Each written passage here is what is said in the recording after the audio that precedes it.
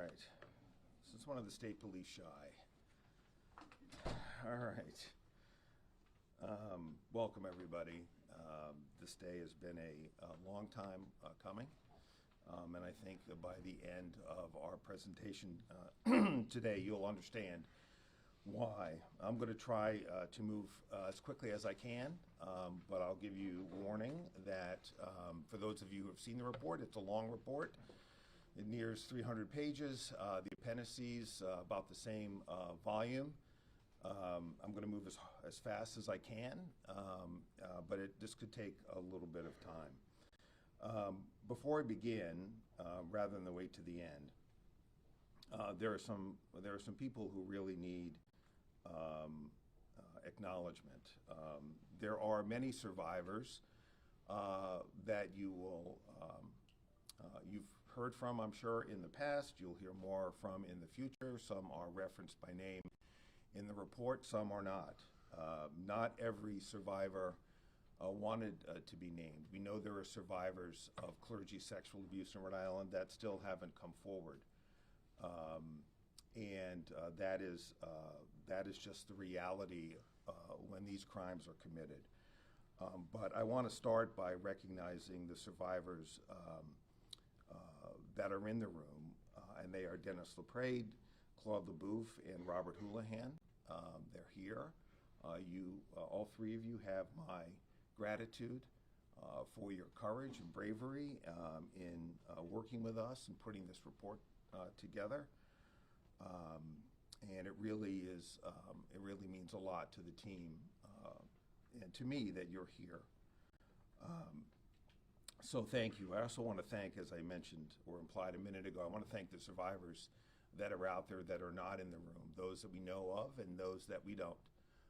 Know that we spent the time to make this report as strong a work product as we could because we felt like you deserved it.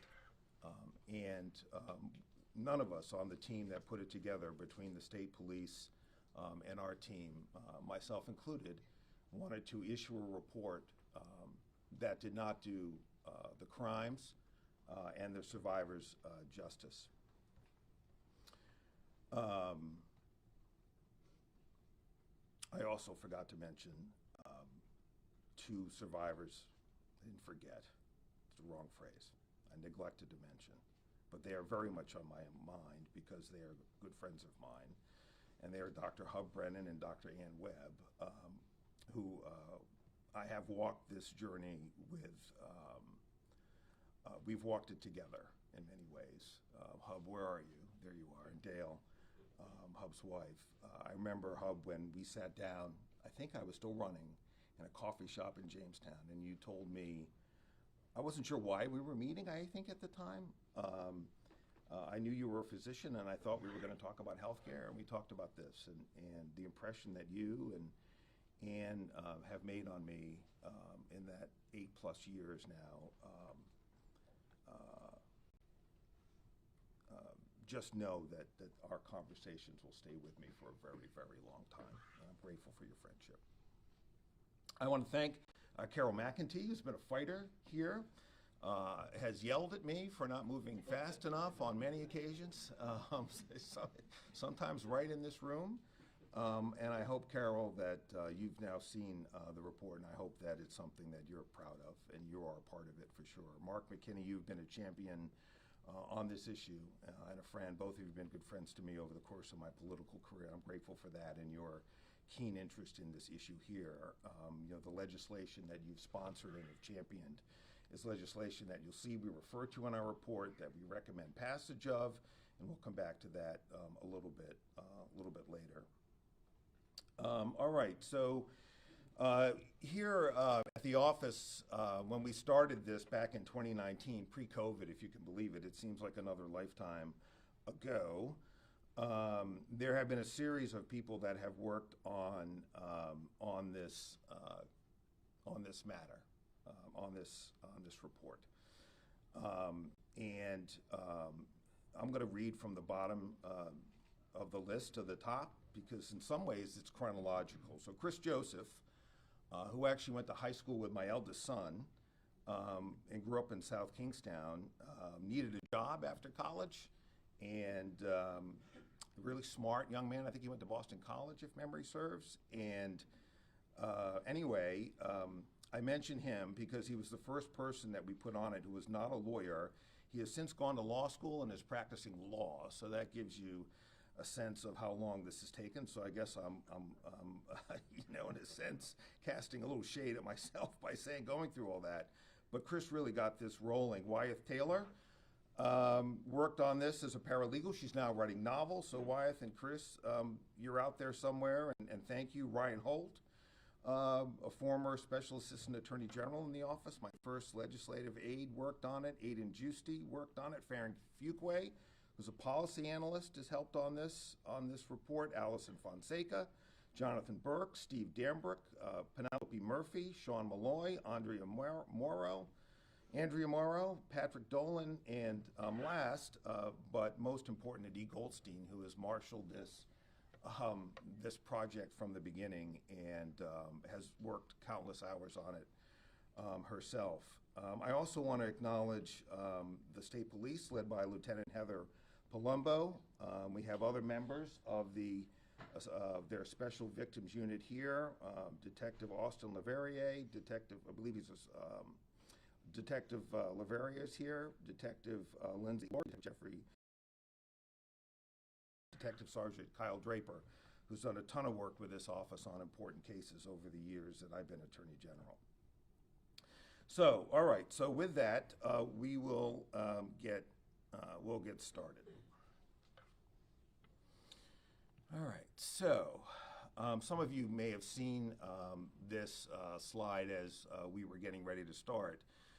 The bottom line is, as I'll get into, is this report was done by recreating history from a lot of documents that the diocese produced to us. We did not have the benefit, as I'll get into, of speaking to diocesan witnesses. So the team really had to go through over 250,000 pages of records, get them organized, go through them, understand them, piece them together to be able to tell this very complicated 75-year story. The contents of the report, we'll just go through the overview here. There's a letter from me to the public that I won't really spend any time on. It's there for folks to read if they like. There's an executive summary. Chapter 3 is the legal framework and analysis, which I won't spend a lot of time on there. It's included in the report so that the public will have a sense of the various laws that apply in this area, both to the church potentially and individual priests. That law is complicated. I prosecuted cases using those laws.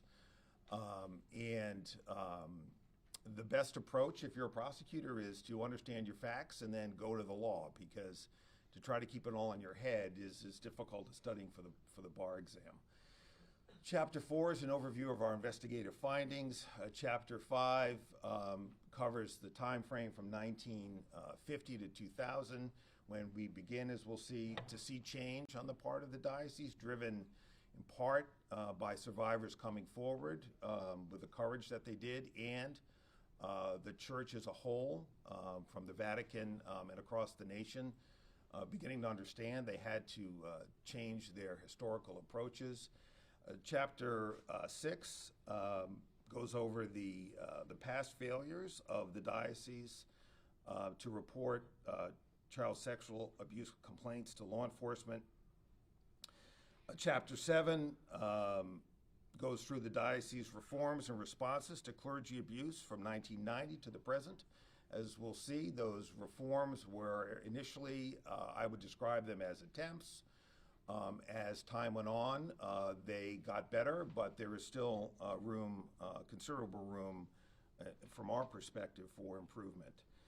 That's reflected in Chapter 8, our concerns with their modern responses to the clergy abuse crisis. Chapter 9 contains our recommendations to the diocese. Chapter 10 are our legislative recommendations. We conclude with an epilogue.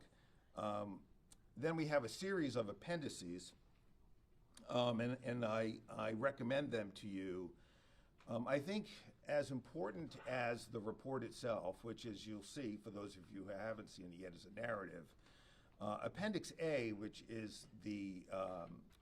are the clergy summaries, really lay out priest by priest what happened here, meaning what these priests were credibly accused of, in some instances charged with by indictment or otherwise, and equally important, what the diocese's response. And the takeaway that I have from these summaries is, it's the horrible abuse in its own right. You have to pause there, because what these priests did to children is, of course, life-changing and life-lasting. But what the diocese did in response to the allegations in history is striking, and it's strikingly awful. And it's awful in the sense that these priests were shuffled around and put in positions by the diocese so that they could abuse more children. And we see that over and over and over and over again. And those summaries for each priest tell you where those priests were assigned, over what dates, and then in the narrative that follows, what they were accused of credibly, and then what the diocese did, most importantly, didn't do in response. Okay, let's see here. I'm trying to move, oh, there we go. All right. Okay. So, one of the questions, I guess, from the start is, why do the report? I think it's, if you read it, it's obvious, but and we'll get into some of the other reports done by other AGs. But my takeaway, I've worked on this report now personally twice. Really going through it with a pen and with an editor's point of view, and once back in the spring, and then once again in the last month or so, and I think the diocese, based on what I've read in recent weeks, would have you believe that what you're about to hear and what you've read or are about to read is old news, in a sense, that it's history, that it doesn't matter anymore because everything is working out great now. And there's no question that the risk to children today is much lower than it was. But the public deserves to know the truth, in my view, and they deserve to know it as a complete story, not a series of short stories that are told over time or over decades as priests are charged, or as the media takes a particular interest over a certain period of time. The public deserves to know the whole story from 1950 to 2026, to see it all in its raw emotion and horror and impact. And it's not, in some sense, it's a history, but it is certainly a living history, because Hub Brennan is still alive, and Ann Webb is still alive, and Dennis LaPrade is still alive. Survivors out there are still alive. This is a living history, and it will live on as long as victims of clergy sexual abuse live themselves, and as their family members live. Because there's no question, I think, if you talk to survivors, that the way that they've been impacted impacts their own families as time goes on, both horizontally, meaning siblings, parents, which is a complicated question in its own right, but also their children. All right, so let's go through the executive summary. So, really quickly. So, when I took office, my then colleague in Pennsylvania, Josh Shapiro, had just issued in 2018 his report on sexual abuse in Pennsylvania. And in the wake of that report, AGs around the country, including me, bolstered by conversations that I've also already alluded to with friends and people interested, we felt that we should do our own. And as you can see, there have been several that have been done around the country over the last number of years. You know, states have done these in different ways. Pennsylvania, as I'll get into more in a little bit, used a grand jury, which I think I wish we had access to, and I'll talk a little bit about that. Here in Rhode Island, grand jury investigations, unlike in Pennsylvania, are secret. And those of you in the media, I think, fully understand what that means. We could have spent 6+ years investigating this, charged for priests as we did along the way, and at the end of the day, what you would know about what we found would be what was ever presented in those indictments, and if those 4 priests pled guilty, you would frankly know very little. You wouldn't know what bishops between 1950 and say 1990 did in response to allegations of clergy sexual abuse. You wouldn't know the scope of allegations against priests that are now dead. What you would know is that 4 priests, the 4 priests that we've indicted, we allege, and they haven't been proven guilty, but we allege committed crimes. But that's all you would know in Rhode Island. In Pennsylvania, they had the distinct advantage of having a grand jury, which allowed them to, I think, do an investigation that I would have, the kind of investigation that I would have preferred to do, but was not in a position to do, because we don't have that.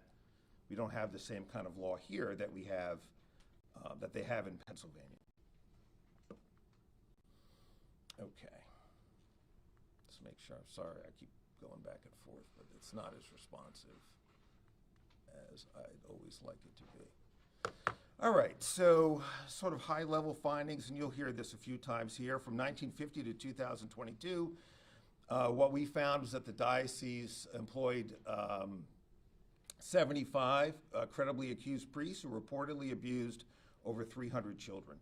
Our list has 20 additional priests that the diocese list does not have, and we'll spend a little more time on that. I've already alluded to the harm that this abuse caused, and you can't understate it. And historically, what we saw, particularly under Bishops Gelano and Bishop McVinney, was that this clergy abuse was concealed. What we also saw was that the diocese failed to consistently refer to law enforcement allegations of clergy sexual abuse. And while the situation has improved considerably, we believe, as I've said earlier, that more work is necessary. And we propose reforms to the diocese that will advance transparency, accountability, and public safety. The investigation had 4 main goals. The first was to provide an overall account of what occurred between 1950 and 2025, 26 really, to describe the diocese's response to the clergy sexual abuse of children, to identify perpetrators who could still be prosecuted and charge them by criminal indictment, and to propose reforms and accountability measures.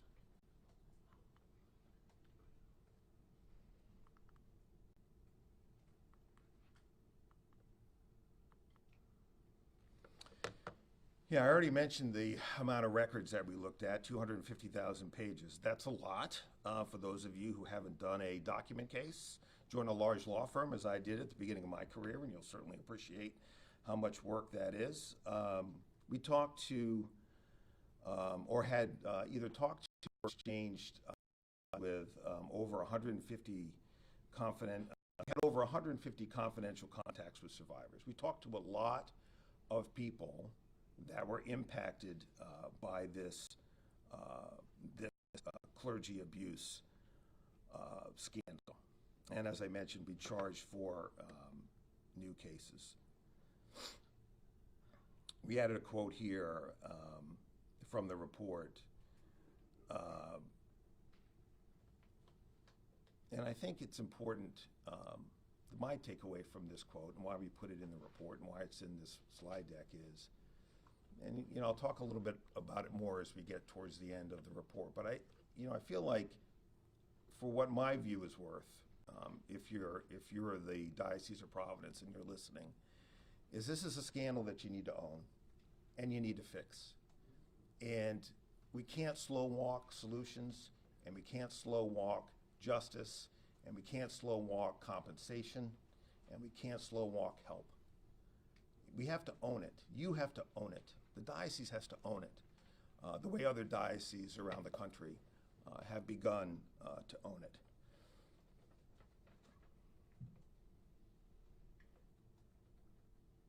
You know, the takeaway from this slide, some of it I've already covered, is that we know that a relatively small number of victims, survivors come forward. And so the scope of the abuse that we're about to cover is likely much larger than what we were able to establish. And so the office may at some point update this report. You know, one thing we see, and we'll get into it a little bit later, is that allegations, credible allegations of clergy sexual abuse often come much later. And so we won't know the extent to which this problem has been fixed, potentially for another decade or more, because survivors will still come forward and are still coming forward. And that's why I said earlier, this is really a living history, both because survivors still live and their families still live, but also because the fallout from the diocese's failure to protect children, we may see more fallout from that in terms of additional survivors in later periods of time than we see right now. Hopefully we don't, but we could, because we just don't know when those survivors will come forward. All right, here's the legal framework, and I'm really going to move quickly through this. You know, the bottom line is that for individual priests, one of the challenges was, are they alive? And still, obviously, if you're not alive, you can't be prosecuted. So because much of the conduct here was back a number of years, identifying priests that were still alive and against whom we could build a case to prosecute was a challenge. That doesn't surprise me for a lot of reasons, but we did look at, obviously, wherever we had an allegation and we had a priest alive, we considered whether or not we could make a case. One of the challenges was availability of witnesses. Another challenge was, in some instances, statutes of limitations. Not always, because for some crimes against children, there are no statutes of limitation. For sexual contact, as opposed to penetration, however, there is. So, not to be overly graphic about it, but let's face it, these are graphic things we're talking about. Sexual contact, touching, for example, of the genitals of a child, in some instances is subject to a far too short statute of limitations, which we have been trying to change in the General Assembly now for some time. I believe we've gotten it, I don't want to fault the chamber here, but we've gotten it through one of the chambers, but not the other. I believe we've gotten it through the House, but not the Senate. Mark, I know you've been a champion of it, or I hope you have. You're always on the right side of these issues, so that is certainly something that would be helpful not only in this context, but in many, many others. But the statutes of limitations here were also an issue with respect to bringing cases against priests, which is why we were only able to bring four important cases for sure. But when you consider that we added 20 additional priests to the diocese credibly accused list to get it to 75, yet we're only able to bring 4 individual cases. Again, most of that was because those priests were deceased. With respect to the diocese itself, we looked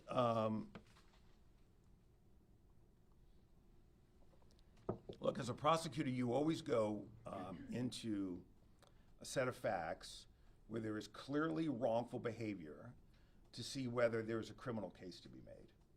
And so here we looked at cases potentially against the priests themselves, and then we looked whether the diocese or its leaders could be held individually responsible. Now, certainly institutions can be held criminally responsible. I was involved in a case where Lincoln Park, now Twin River, was criminally charged by the U.S. Attorney's Office when I was there, the case I worked on, and convicted and fined. And so the diocese as an institution potentially can be charged with a crime, as can leaders of the diocese. The challenges there were numerous. Among them were to bring a case against an institution, speaking very generally here, you need to show that an individual, meaning a person, to make that institution liable, are not only themselves liable for committing a crime, but did so in furtherance of the interests of the institution, and also have contemporaneous intent. And so what you see in this report are bishops covering things up. But what we don't see are bishops advocating for child sexual abuse. And that's an important distinction. That's an important distinction for determining whether or not the institution itself or the leaders could be charged with things like conspiracy or aiding and abetting liability or RICO or some of those kinds of theories. Theories that I think were a little bit closer were things like harboring or misprision of a felony, which generally speaking means that you know that a crime has been committed and yet you don't take any steps to do anything about it. But even there are some issues, particularly in harboring with shared intent, and also the statutes of limitations with respect to those crimes is very short, it's 3 years. We do have a mandatory reporting statute in Rhode Island that many of you, I'm sure, will have on your mind as I'm making these remarks. That is a relatively recent statute, which wasn't in play back when these allegations came forward. And there is also a relatively, I believe, a short statute of limitation there. But that really was less about the statute and more about the timing of the allegations that we were working with here. So there are in the report that go through the various legal theories, because I want you to know, and I want the public to know that's listening out there, that we considered every possible theory against any living priest and against the diocese as an institution, and living leaders of the diocese, because that's what we do.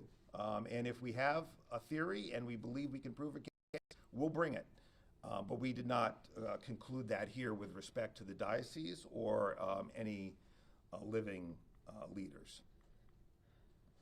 So let me just move through this. I'm going to just skip through these slides. The slides will be made available to you.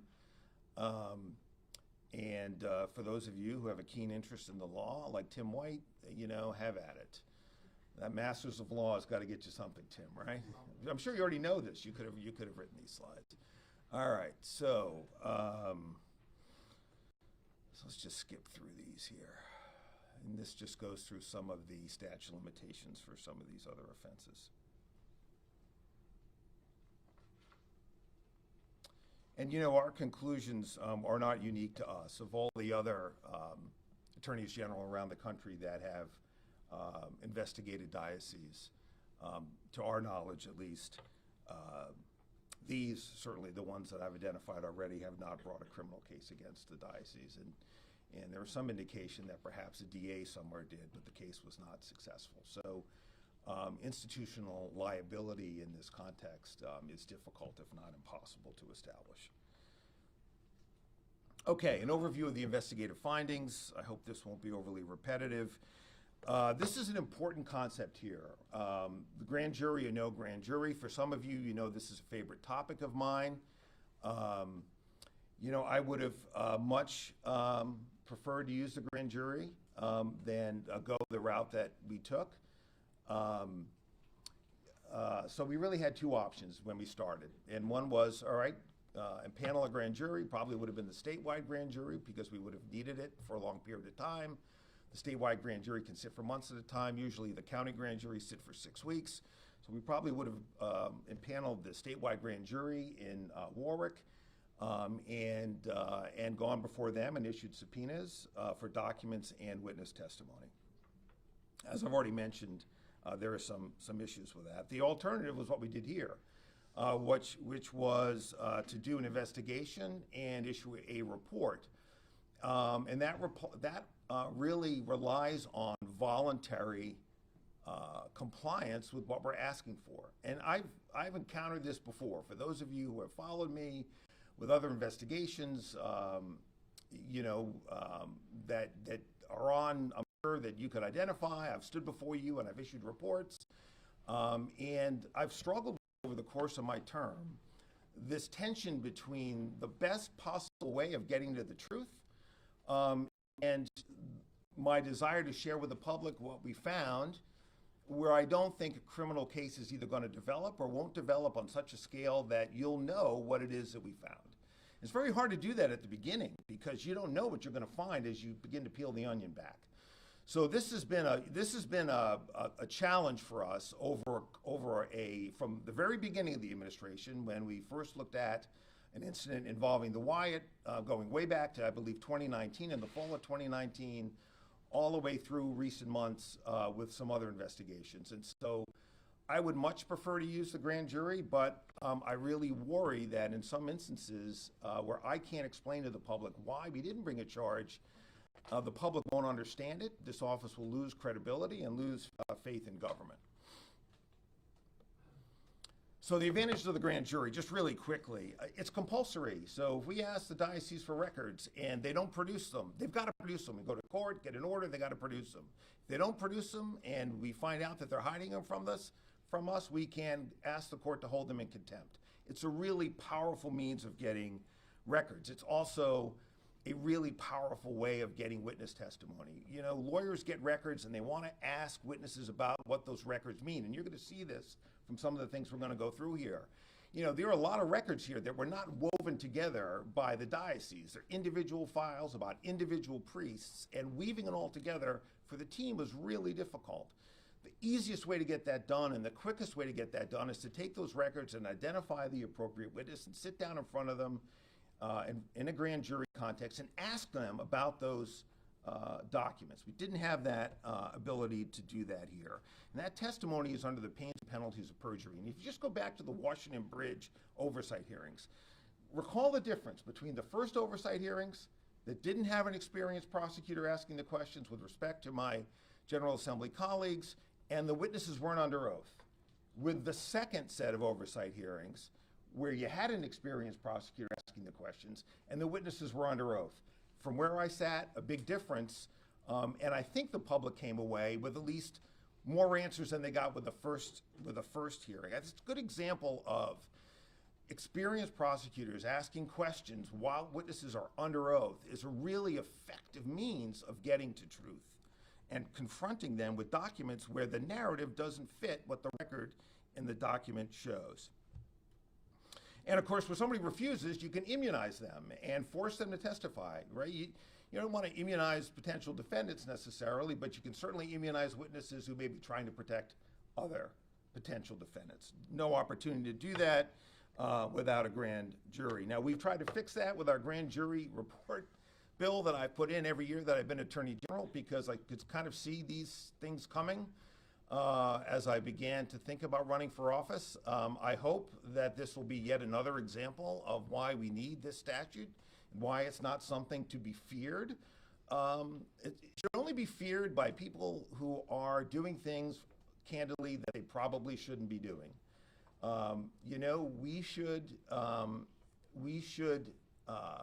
If we want an inspector general, we want this statute. If we want a strong APRA, we want this statute. The ability of an attorney general to write a report like this and have the full powers of the grand jury with due process protections for those named in the report is really critical to getting the best product, and the best product leads to the most truth. Did I go the wrong way? I did. All right. And this, of course, is a disadvantage that have gone through it. This is a disadvantage of the grand jury. It's just as it currently exists in Rhode Island. Without that report statute, which would allow us to do a report and release it, this is what we end up with, which is, doesn't satisfy anybody. Okay. These are the current bills. So House Bill 8078. The Senate bill is pending introduction. I hope Mark will champion it. You know, it's time. Excellent. It's more than time to get this passed. It will lead to good and better government. There is absolutely no doubt in my mind. Okay, so the fork in the road. We didn't take the grand jury route for the reasons I've articulated, so we did this instead. This is comparatively weak tea, but this is what we did. We did a memorandum of understanding with the diocese. I signed it with Bishop Tobin back in July of 2019. And under that memorandum of understanding, the diocese produced records. Now, of course, as a result, this report is necessarily limited in large part to the documents that the diocese voluntarily produced. I have no way of knowing here other than their assertions that they produced everything we asked for. I can't tell the public that, and I can't tell the public that for reasons I've already said. I won't belabor it. But when you choose Fork 2, these are some of the limitations. The diocese withheld documents over which they asserted privilege. The diocese, this is critical, refused to make any diocesan personnel available for interviews. Look, the story's told here. I don't know why they didn't do it. I think they should have. It would have helped us certainly move faster, if nothing else, to the extent they had explanations for what they did or didn't do, or about concepts like internal forum that we'll talk about. They could have answered those questions. Maybe they will now, I don't know. But like anything, when you don't sit down and talk to us, we have to draw conclusions from the records alone, and the records are damning. But that was not helpful. And over the years, the diocese didn't consistently document all complaints, and some records, we believe, were probably destroyed. There were, as I said, some investigative challenges even with the records. This is a letter that Deputy Attorney General D. Goldstein had to send to the diocese. Is just one example. Where we really had to push them to produce what we were asking for. As you can see here, we'd asked them at the time for 32, we had 32 requests outstanding. They'd only answered 2 of them. So, you know, at times it was a challenge to get what we were looking for. Okay. These are the various tenures of the bishops over the course of the investigation. I don't think I need to get into a lot of detail here. Certainly, if you were asking me to characterize where the diocese's worst conduct was, under whose tenure, I would describe that as being under the tenures of Bishops McVinney and Gelano. Certainly, you begin to see change under Bishop Mulvey and Bishop Tobin. Bishops Henning and Lewandowski don't really come into this report at all. But nevertheless, I'm hopeful that now our new bishop will take this report to heart and work with us and work on the diocese's own to make progress. This is a slide I call Heartbreak by the Numbers. You can read it for yourselves.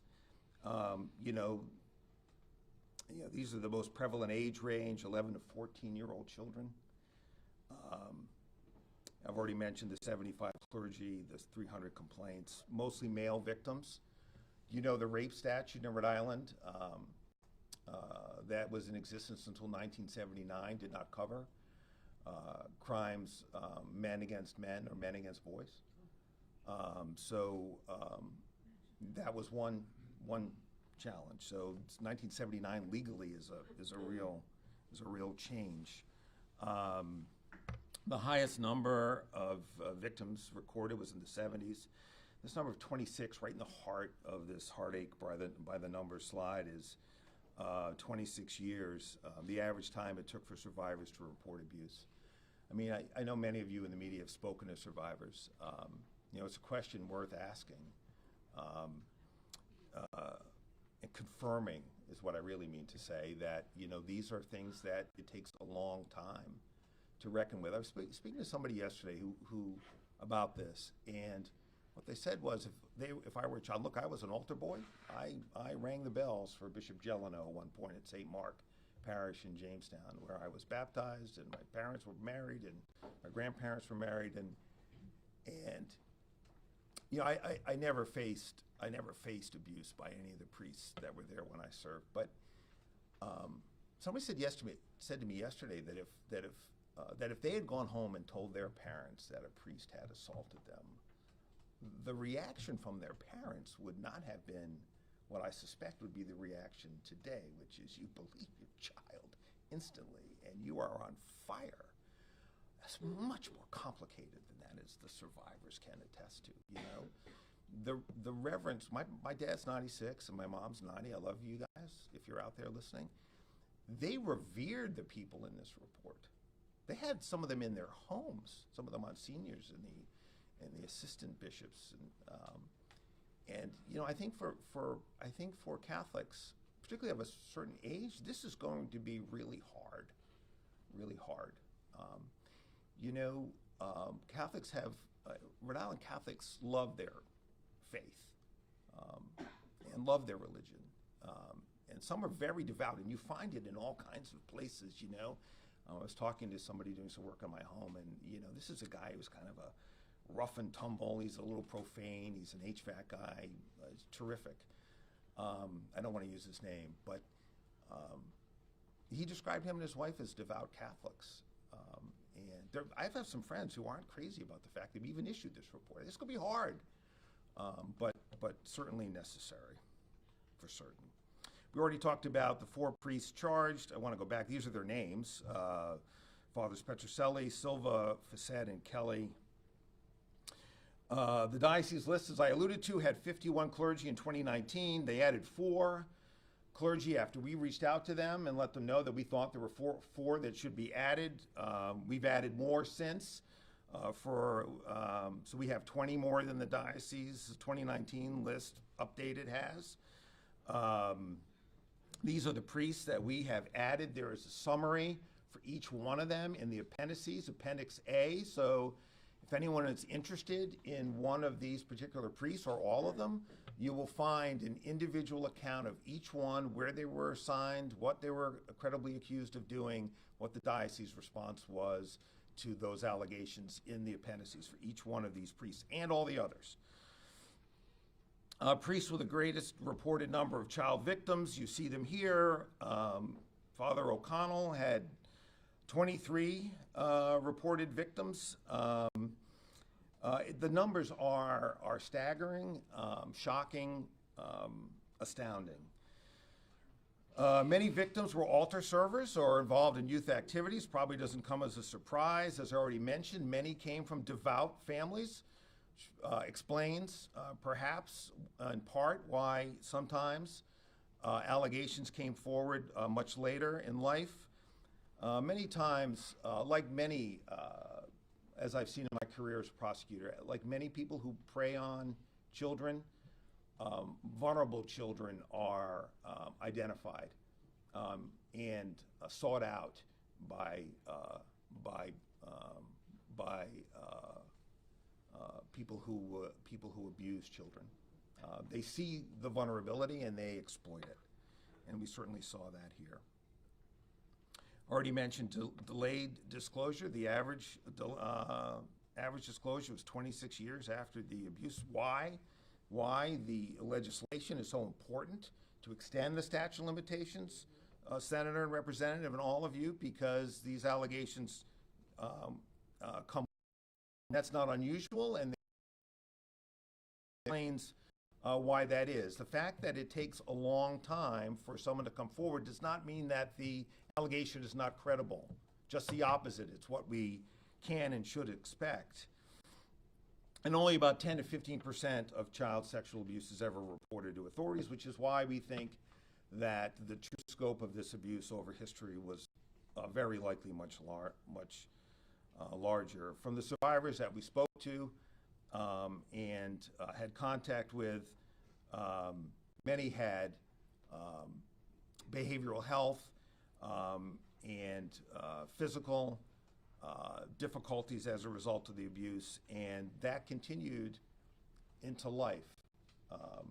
And some people, from what I've seen, and I don't want to speak for them, and I don't want to identify them because I may be wrong in drawing this assessment, but some of them you meet and they're like, they so clearly are with it and are successful, and you marvel at the strength it takes to be successful in the wake of this horrific abuse. And then others struggle. And that's just the way it is for all kinds of other things that happen in our lives. And so you really have to take survivors and meet survivors, I guess, where they are. But it's hard, and to hear the accounts is really heartbreaking. This scandal impacted nearly every community in Rhode Island. You'll see a map in a minute. The other major trend, as I mentioned, is the diocese protected accused priests with transfers, treatment, and promises of confidentiality, and they failed for decades to make adequate referrals to law enforcement. And you can see here that it impacted nearly every community in Rhode Island. Why Cranston and Providence are where most of the abuse took place, I don't know. Large number of parishes there, I suspect, but I'll let the statisticians out there spend some more time with that. As I said, these are just some graphs that show the number of transfers, the number of times people were sent to treatment, and beyond. One thing that's really striking is how many times some of these priests were transferred. I mean, I'll again go to the appendices, but sometimes some of these priests were transferred. I think from the numbers, you'll have to look at them because I can't quite see them without my distance glasses. I'm kind of using two things here, but I believe there are 31 priests that were transferred at least 5 times. Am I right about that, guys, or is that completely wrong? The other way around? It's a previous slide, but am I right about the statistic? I think that's right. Yeah. So, is this the one here? Yeah. So, 31 priests were transferred at least 5 times. Some were transferred more than that, but think about that for a minute. 31 priests transferred 5 times, which means accused, handed off, handed off, handed off, handed off, without telling anybody, in the wake or in front. Think about what the danger that exposed children to. It's really remarkable. And then you see here, over time, there's some good news here that the referrals to law enforcement have certainly increased since around 2000. Much fewer referrals back in the previous decades. I would describe the diocese handling of those complaints to have much improved in recent years under Kevin O'Brien than under his predecessor, frankly. I think Kevin O'Brien, who came from the state police, like Lieutenant Colonel Kramer, now at the diocese, coming from the state police, in tribute to my state police colleagues, brought and will bring a level of professionalism that gives me much more assurance that these complaints will be referred in a timely way and be handled with the right level of respect for victims that was not always there. But again, there are some things that we think they can still improve, and we'll get to those. And then this I think is one of the most damning conclusions in the report. It's a quote from the report on page 90. That the diocese's historical failure to timely and appropriately respond to clergy abuse complaints resulted in the sexual abuse of additional Rhode Island children. It may seem obvious, but I think that captures it in a nutshell, which I guess is why these guys wrote it and why we have it here. I mean, it really does sum up the problem, which is so much hurt and harm could have been avoided had the diocese removed these priests from the diocese immediately upon any allegation against them. Really nothing explains it, nothing justifies it for certain, nothing explains it. But when it comes to the people who work for you, there are certain things that you can't make compromises about. I mean, it sounds obvious, but the diocese made compromises when it came to keeping personnel who had abused children. There's just no understating how awful that is. All right, we're going to cover now the period from 1950 to 2000. Really here, we're going to go through a couple of examples that will show what we've already talked about. We've talked about the driving force was to avoid scandal and transfers, treatment, sabbaticals, etc. Bishops favored in-house responses. They promised confidentiality to pedophile priests who self-reported. They invoked religious rules and other doctrines. This doctrine, for example, of internal forum. So internal forum, you know, our staff here might understand this a little bit better than I do, but this seems to be a doctrine which allows a bishop to hold something in confidentiality, notwithstanding that it is something that should be reported to civil authorities, including the abuse of children. And it's broader than confession. It's been used in the past as a channel for priests to confidentially discuss abuse allegations with the bishop. And today, it is still exempt from the diocese's written policy on cooperation with civil authorities. And you can see that in the highlighted language. You know, so this doctrine of internal forum still exists. Remember I mentioned earlier, if the diocese had sat down with us, we would have asked them about this document. What does it mean? Are you still using it? If you are, why? If you aren't, wouldn't it serve you better to take it out of your policy? So there's a pretty simple example of how sitting down with us would have helped our investigation, maybe advanced the ball, maybe cleared up something for which the diocese shouldn't take criticism for. But there's only one thing I can conclude when we get a document like this, and it's still in the policy, is that they continue to hold a way out of reporting to civil authorities abusive priests.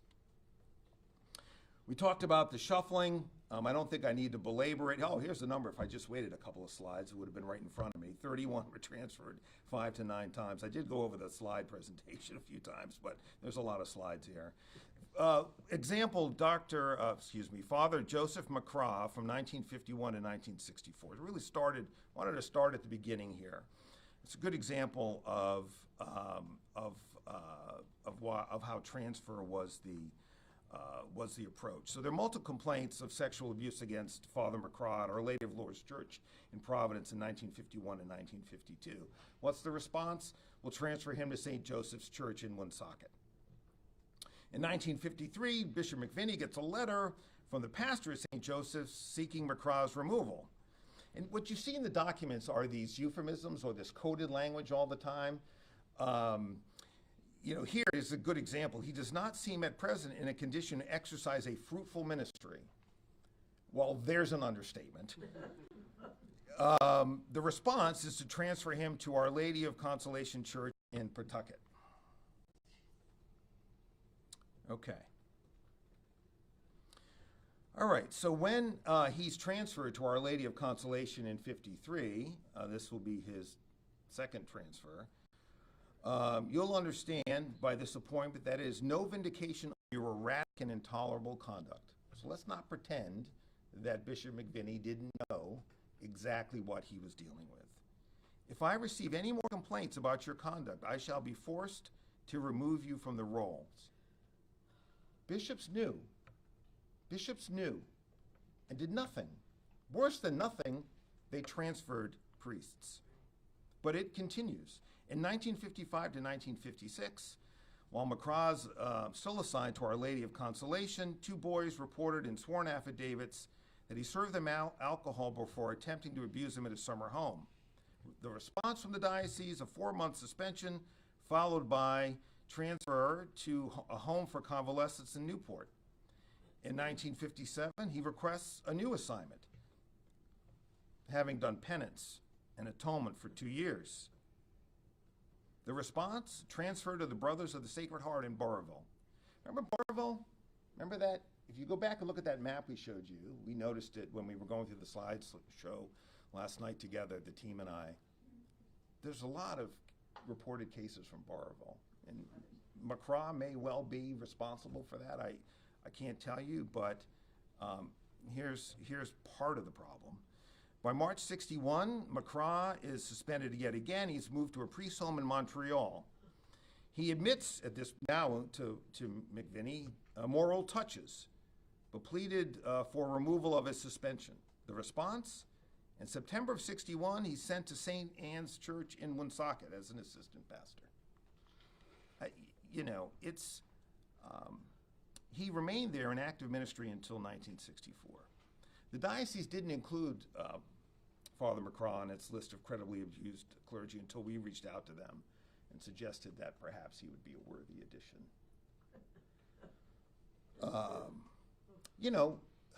This is the 50s, right? And I'm sure a lot of people in this room, including me, weren't alive in the 50s. But this is an example of how far back it went. And as we're going to see, it's just one example. Go through those appendices and look at the allegations against these priests. And look at how many times they were transferred. And think about the parishioners who walked into those churches with a priest having been transferred from A to B, not knowing a thing about why Father X showed up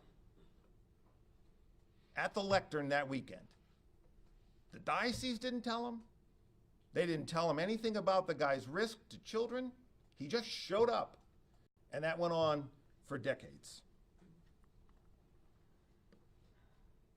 I want to give a shout out to Sean here because Sean Malloy, who worked on this case from the beginning. Sean, can you sort of, so they know who you are, can you, yeah, thank you. Sean is the one who spotted a handwritten reference to McCraw having been accused in 1951 and began to peel away the onion that got us to where we needed to be. And we didn't even have McCraw's files until Sean began to pull at that string. And Sean and Adi are the two up here that have been working on this from the very beginning. And I promised Sean that he was in the civil division when this started. He's now in our appellate unit. And I told him at the time, remember, Sean, that he wanted to go to appellate. And I told him, well, we need you to finish the diocese report. And I told Sean, well, I promise. I can't give you that current opening, but I promise I'll move you. And I kept my promise. I moved him, but I don't think we knew it was going to take 6 years back then either, Sean. So I know you, like all of us, are glad that this day has finally come, as horrible as it is in so many ways. Okay, so the pre-shuffling continues under Bishop Gelano. So Father Roland Lapierre was accused of sexually abusing at least 6 boys between the ages of 8 and 14 from 1975 to 1980. So while he's assigned to St. Aloysius Church in Woonsocket, he reportedly puts his hands down young boy's pants. The boy immediately told his mother, God bless him, and accompanied her to Woonsocket Police Department to report the allegations. Bishop Gelano transferred Lapierre to St. Mary's Church in Cranston on an understanding that no charges would be filed and Lapierre would receive quote-unquote therapy. Just over a year later, in May of 1980, Bishop Gelano removed Lapierre from St. Mary's. He described, this was a memorandum to Bishop Angel and the Personnel Board, that based on professional advice, this priest had depression bordering on illness. Those euphemistic words that we see throughout the documents. Lapierre himself later admitted the real reason for his removal from St. Mary's was he sexually abused 4 12-year-old boys. He approached the bishop and admitted his wrongdoing, and the bishop removed him from the parish. But in September of 1980, Bishop Gelano again returned Lapierre to the ministry, assigning him to St. Matthew's Parish in Central Falls. There, Lapierre reportedly sexually abused 2 more children, 2 more boys. Father Norman Demers, and again, these are examples. This is going to take too long to begin with, but these are just some examples. Okay, go through the appendices. You're going to see the same thing over and over again. Father Norman Demers, 1985. Letters to Bishop Jeleno, a religious sister, cited concerns about Demers having inappropriate material in the rectory. He had nude photographs of males, and there were 9 young men living in the rectory under his care. Bishop Jeleno asked the sister not to report the information because of the scandal that it could cause, particularly given the recent arrests of other diocesan priests for sexually assaulting minors. Now here, I want to give a shout out to former Attorney General Arlene Violet for 2 reasons. Number one, when I think of a sister going to war, as we're going to see, for children, I think of Arlene Violet, number one. Number two, Arlene Violet, when she was Attorney General, brought, I believe, the first criminal charges against priests, a number of them, I believe as many as 4. And I just saw Attorney General Violet yesterday, and I thanked her then, and I'm thanking her publicly now. She was not, just to be clear, she was not the sister, to my knowledge, at least in the records that we're sharing with you now. So these are, again, we try to use the records, rather than characterize the records, we're trying to give you the firsthand information. So this is from the document from Bishop Jeleno to the religious sister. I would therefore hope that you would not go to the public media. This would certainly be very harmful to us.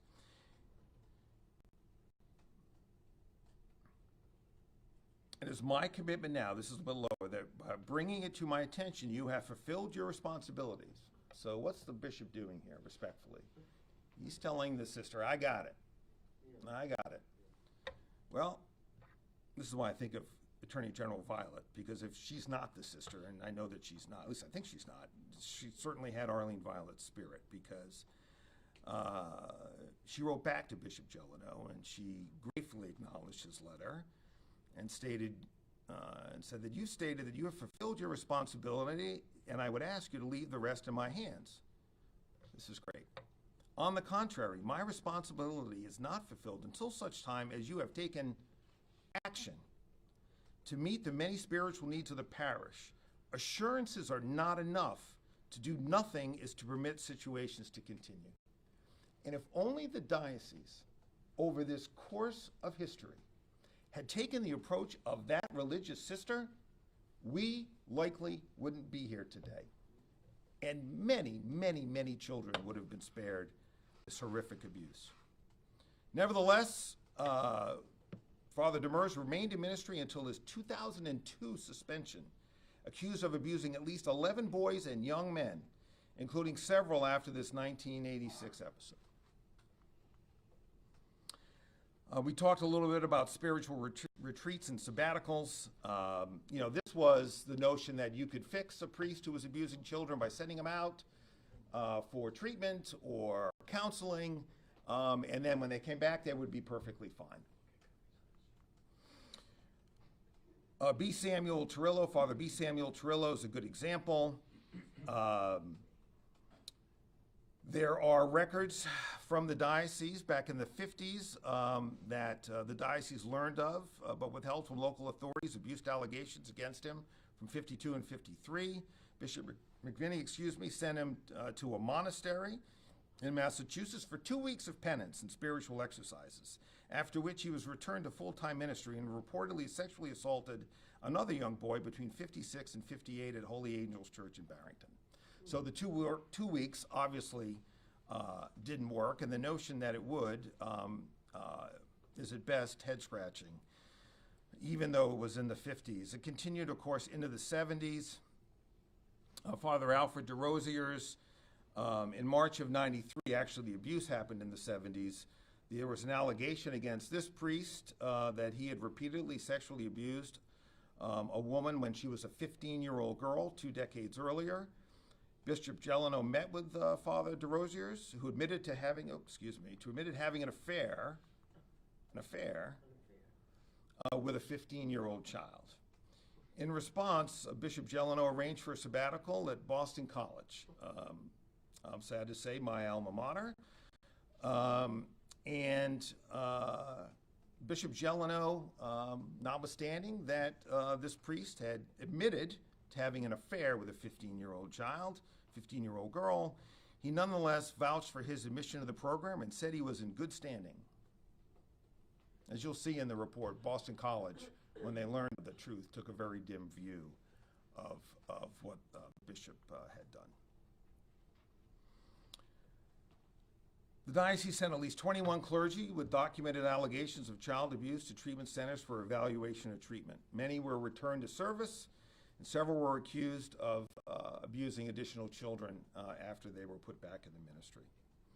Here's another example, Father Robert Marcantonio. In 1970, following accusations he had abused 10 to 15 different boys, he left St. Mary's Church in Cranston and fled to Iowa. When I read those words, I'm trying to imagine what fleeing to Iowa under those circumstances looks like. But he was receiving treatment from a psychiatrist who was also a priest. Instead of contacting authorities or seeking Marcantonio's removal, Bishop McVinney expressed his support for Marcantonio to his therapist. I would hope that you could be of some help to him. However, he'd already been seen in the diocese, and both of those experts had expressed the judgment that he is, quote unquote, incurable.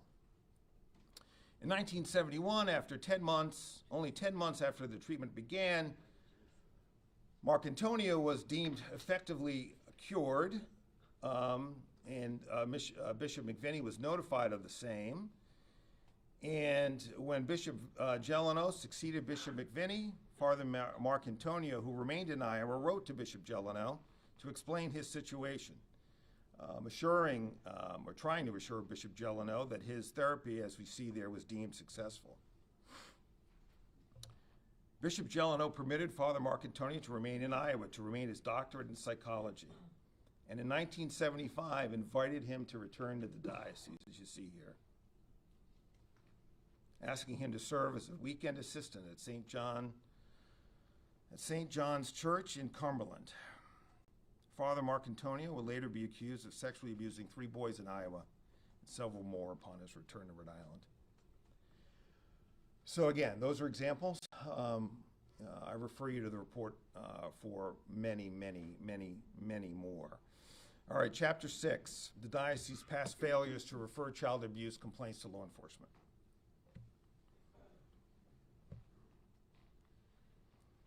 Okay.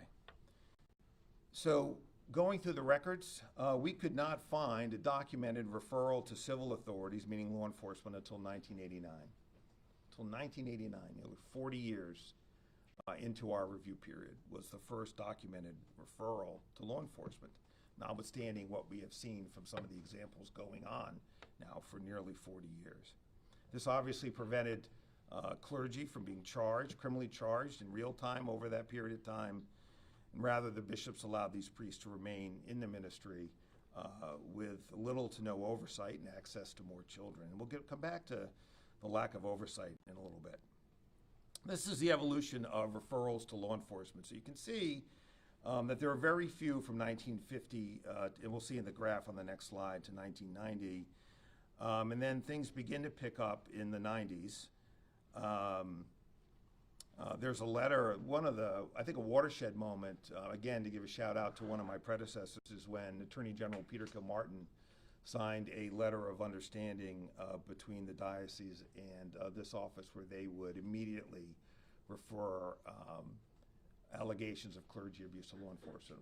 One of the things, and we've seen a little bit of this in the context of allegations against teachers in recent years, where the first instinct is to interrogate rather than refer it to law enforcement in the first instance.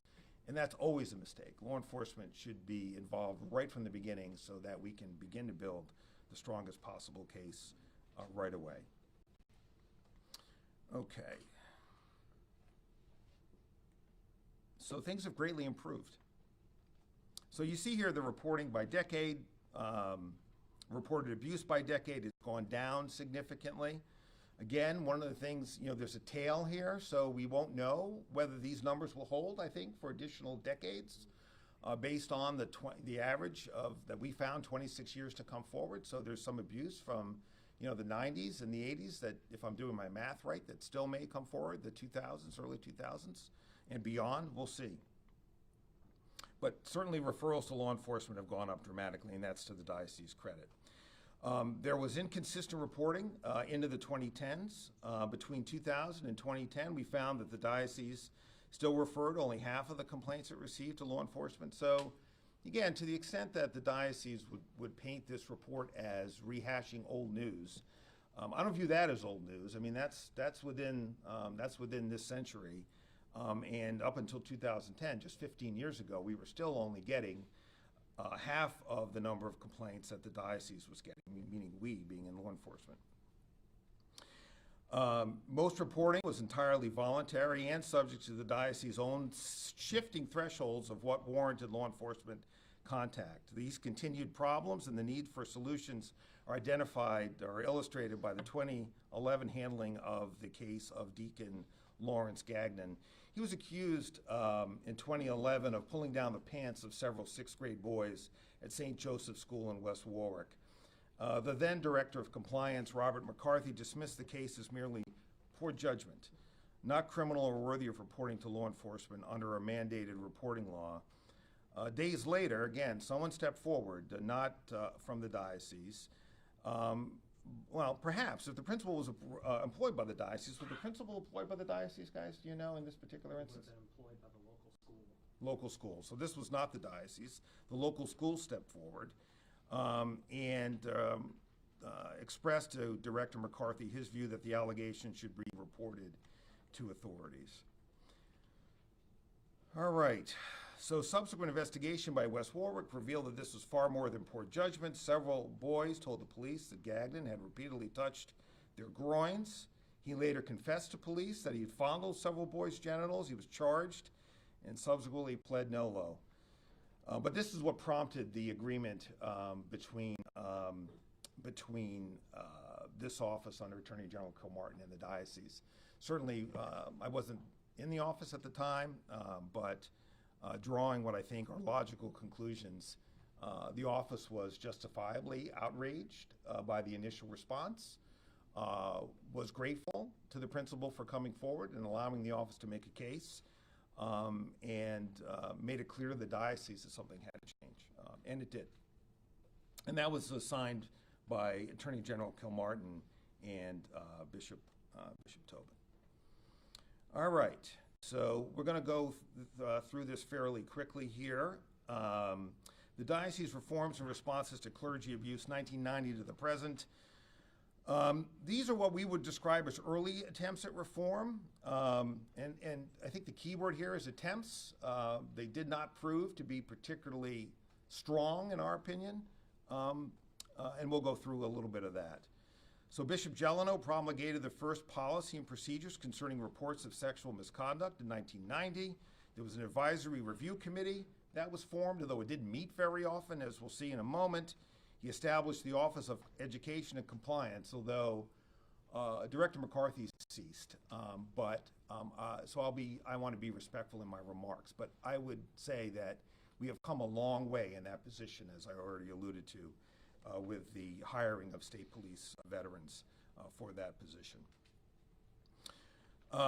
These are the policies and procedures that Bishop Jeleno began, but one of the weaknesses was it didn't apply to physical touching of non-intimate body parts or non-physical sexual misconduct, including grooming behaviors, which we'll come back to, and it was required strictly internal reporting. It neither required nor encouraged referral of complaints to civil authorities. So you can see the weakness there. I already mentioned this review committee, which didn't meet. From what we could find from the records, only twice. Again, we didn't have the ability to sit down with any members of the diocese. I don't know that any of them were still around who would have been able to tell us whether this committee was more effective than it appeared to be from the records, but it didn't really appear to us to have much of an impact. And then the Office of Education and Compliance.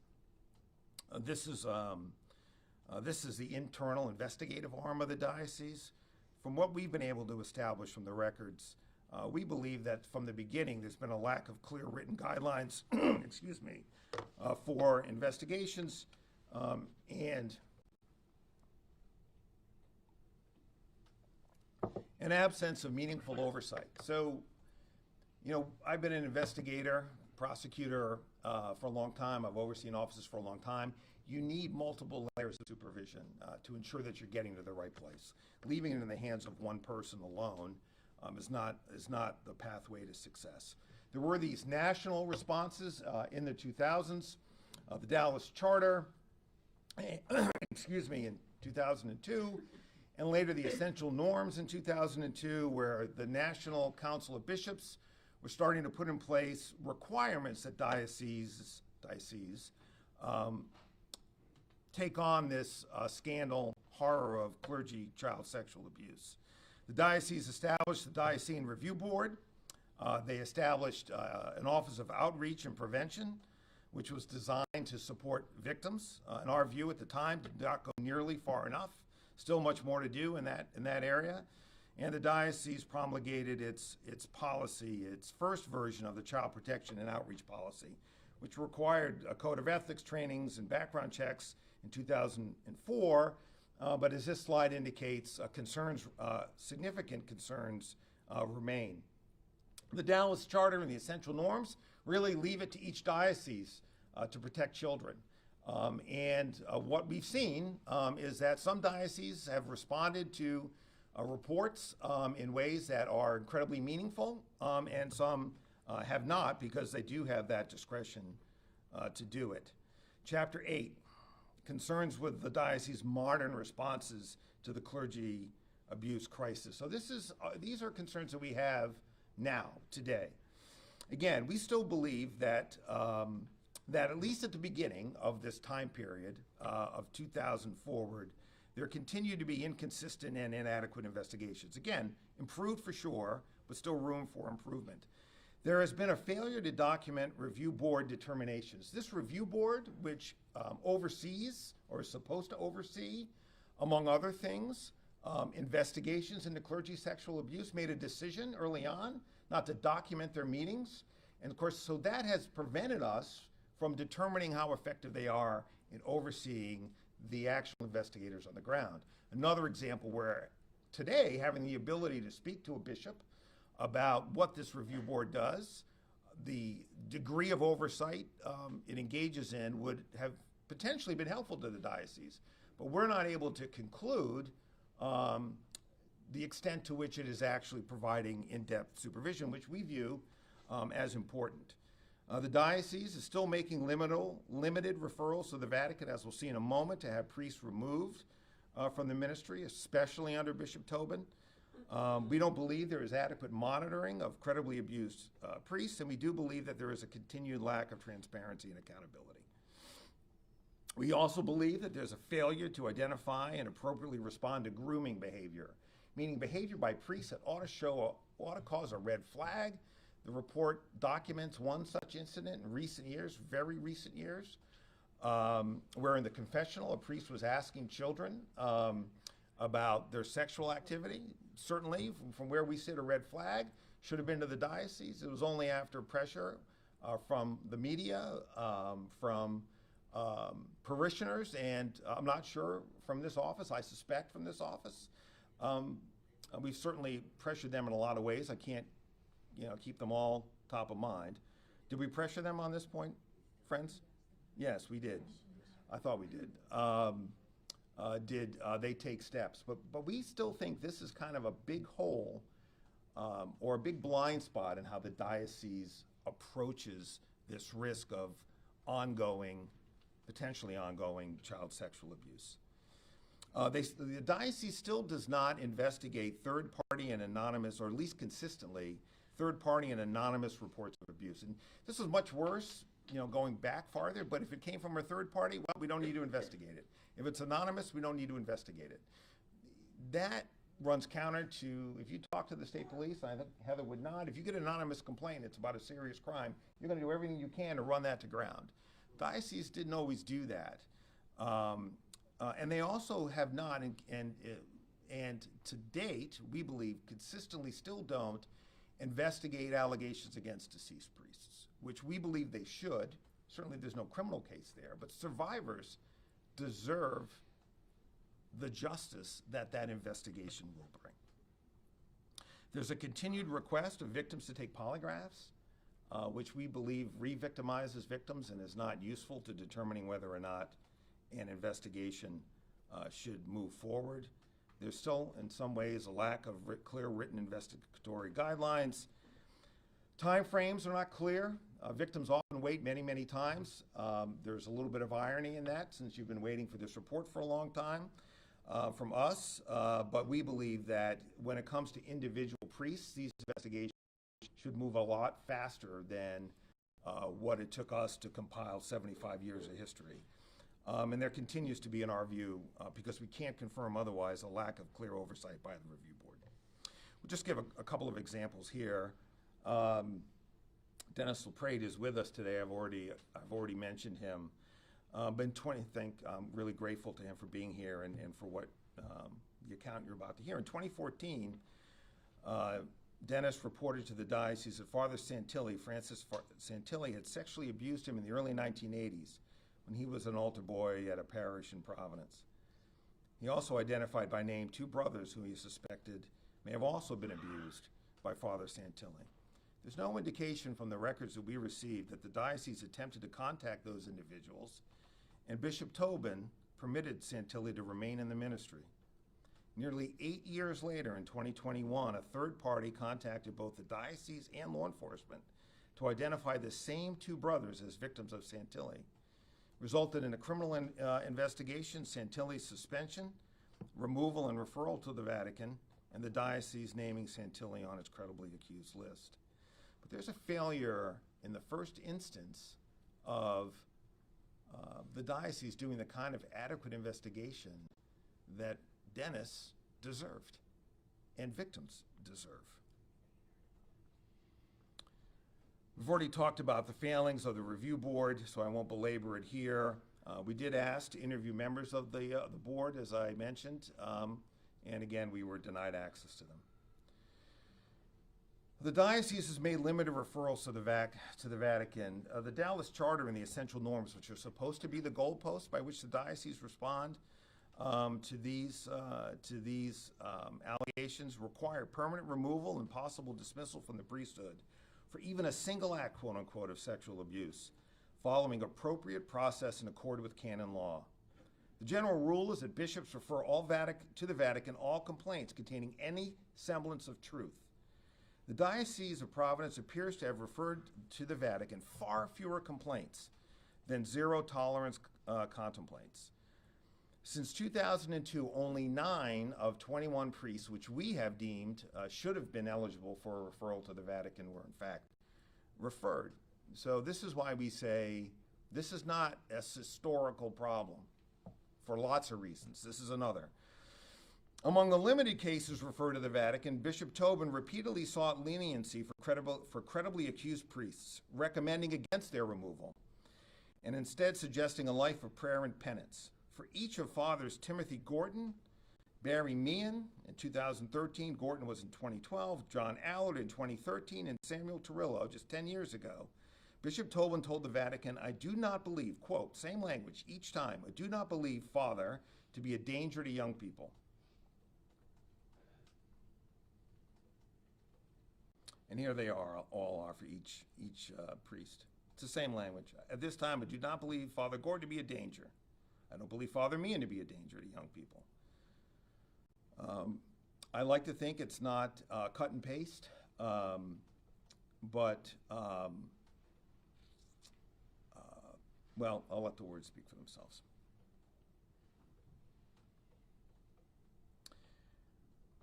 Bishop Tobin likewise advocated for Father Francis Santilli when referring his case to the Vatican in 2002.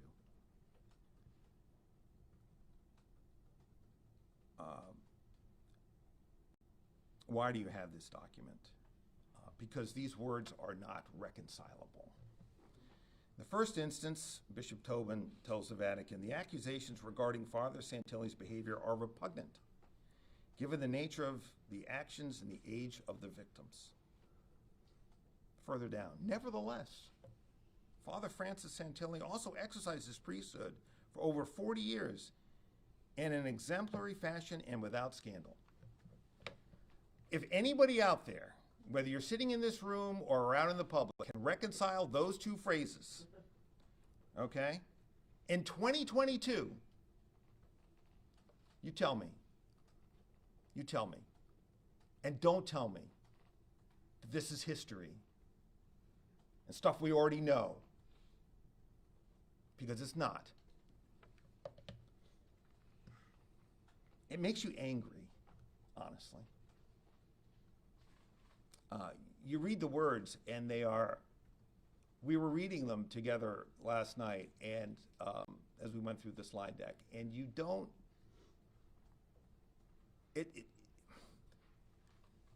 hard to read for obvious reasons, but you know, as prosecutors, we've done a lot of cases like this. 10 of our lawyers do crimes against children cases here, more than any other group. And you build up the calluses to this. And you read this behavior by priests, and it is so at odds with what you were taught to think about them. And then you get to this, and you get to this language.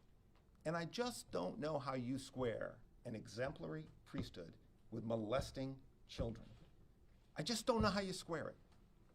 I would have liked to have asked Bishop Tobin that question. If he's got an answer, he's free to send it in.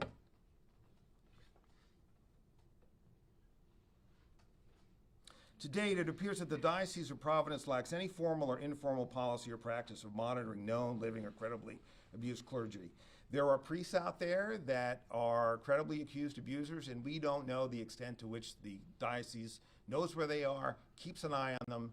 Remember, that's their employer. They're responsible for them by their own words, by their own policies. We don't know the extent to which they monitor them, make sure that people near them are safe. We don't know those answers today, and we should know them. And if I had an opportunity to sit down with the diocese and ask questions, I would have asked them that question. But again, we didn't have that opportunity. As recently as 2013, they admitted they had no set program in place to monitor ex-priests who admit to molestation. That's their words. John Allard in 2013, another example, he admitted during an interview he'd repeatedly sexually abused a 15-year-old boy. In 2013, the Vatican imposed a life of prayer and penance while cautioning Bishop Tobin that further canonical and pastoral vigilance is left to the discretion of Your Excellency, including monitoring. There's no indication of any steps taken on Bishop Tobin's watch, and perhaps afterwards. And Allard returned to part-time kitchen work at his last parish assignment around 2014, seemingly, according to what we could learn, without the diocese even knowing that he was there. And we've already talked about the diocese credibly accused list needs to be updated, in our view, needs to add 20 priests and needs to, for the priests already there, add additional information that is missing, and you can see it there on the screen. All right, recommendations to the diocese. Following a 2002 mass settlement, the diocese implemented 2 survivor compensation programs. Bishop Tobin and the review board terminated them in 2007 on the grounds that they were time limited and intended only to clear the decks of follow-up litigation after the 2002 settlement. Obviously, survivors have continued to come forward. To me, that's an indication that the diocese is more concerned about money than they are about compensating victims. I think that needs to change, as it has in other dioceses around the country. We recommend that the diocese establish a new independent financial compensation program for survivors. They may say, well, who's the Attorney General to suggest this? So anticipating that, all we're asking is that they model it after programs already adopted by other prominent dioceses and archdioceses during the last decade. 2016, the Diocese of New York, the Archdiocese of Philadelphia in 2018, 6 California dioceses in 2019, and I think there are recent examples just from the last few months because I've read about them in news reports. There's still no policy or practice in place for monitoring priests. We already alluded to that. They should change that. We believe that there should be somebody hired by the diocese to put together a safety plan for each one of these priests. It should be subject to review. We believe that there should be preventative measures put in place, including background checks, strong investigations of potential grooming behaviors, not dismiss them, and other preventative measures. We believe that for internal investigations, the guidelines need to be updated, and they should really be designed now to investigate everything. No matter how thin a reed of evidence walks through the door in the first instance, no matter how old the allegation, no matter whether the priest or bishop is living or dead, we believe that the diocese should investigate because survivors deserve justice. All right, we also believe that the polygraph should be banned. I've already alluded to this. The list of accused priests should be added to. We believe that there should be a new letter of understanding between this office and the diocese to facilitate continued oversight. In response to our report, they should continue referring all complaints. The scope of reportable allegations should be expanded. The amount of information provided to this office should be expanded, and diocesan personnel should be made available to us, at least for some period of time, so that we can assure ourselves on behalf of the public, as the people's lawyer, that the diocese is doing things the right way. Today, legislative recommendations. This will be quick. We already talked about the grand jury reporting statute. I can't emphasize that any more than I already have. We want to expand the statute of limitations for second-degree sexual assault from 3 to 10 years. That's been in the General Assembly for a couple of years now. Still haven't gotten that over the hump yet. We want to revive civil claims against institutional defendants. That's Carol's bill and Mark's bill. And we want to amend the mandatory reporting statute to explicitly include priests as abuse involving priests to be a part of the mandatory reporting statute.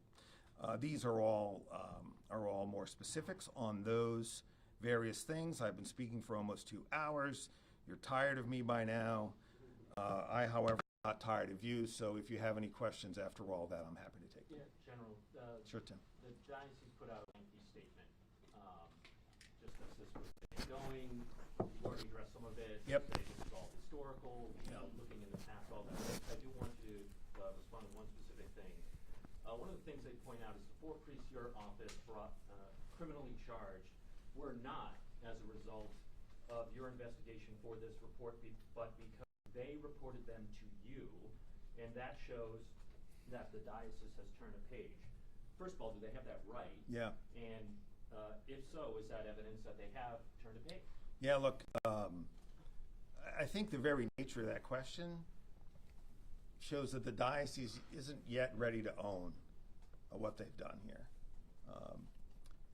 They can go through this report and pull out things that they take credit for, and we've tried to give them credit where they deserve it. I can't tell you as I sit here, Tim, whether they handed us a case fully made. Steve, did that happen? It did not. Thanks. So, if he tells me it didn't happen, then it didn't happen. That's all I need to know. But we can follow up on that with details. If they want to go through a 274-page report and give themselves a pat on the back, go ahead. But the notion that this is history, the notion that they own it, the notion that they care about victims is belied by that very statement. And until the diocese gets it, it's all the more reason why this legislation has to pass, because it's pretty clear that they're not going to recognize survivors on their own. They're going to be pulled kicking and screaming into owning it. So bring on, out of 275 pages of narrative and 275 pages of history and appendices about priests, okay?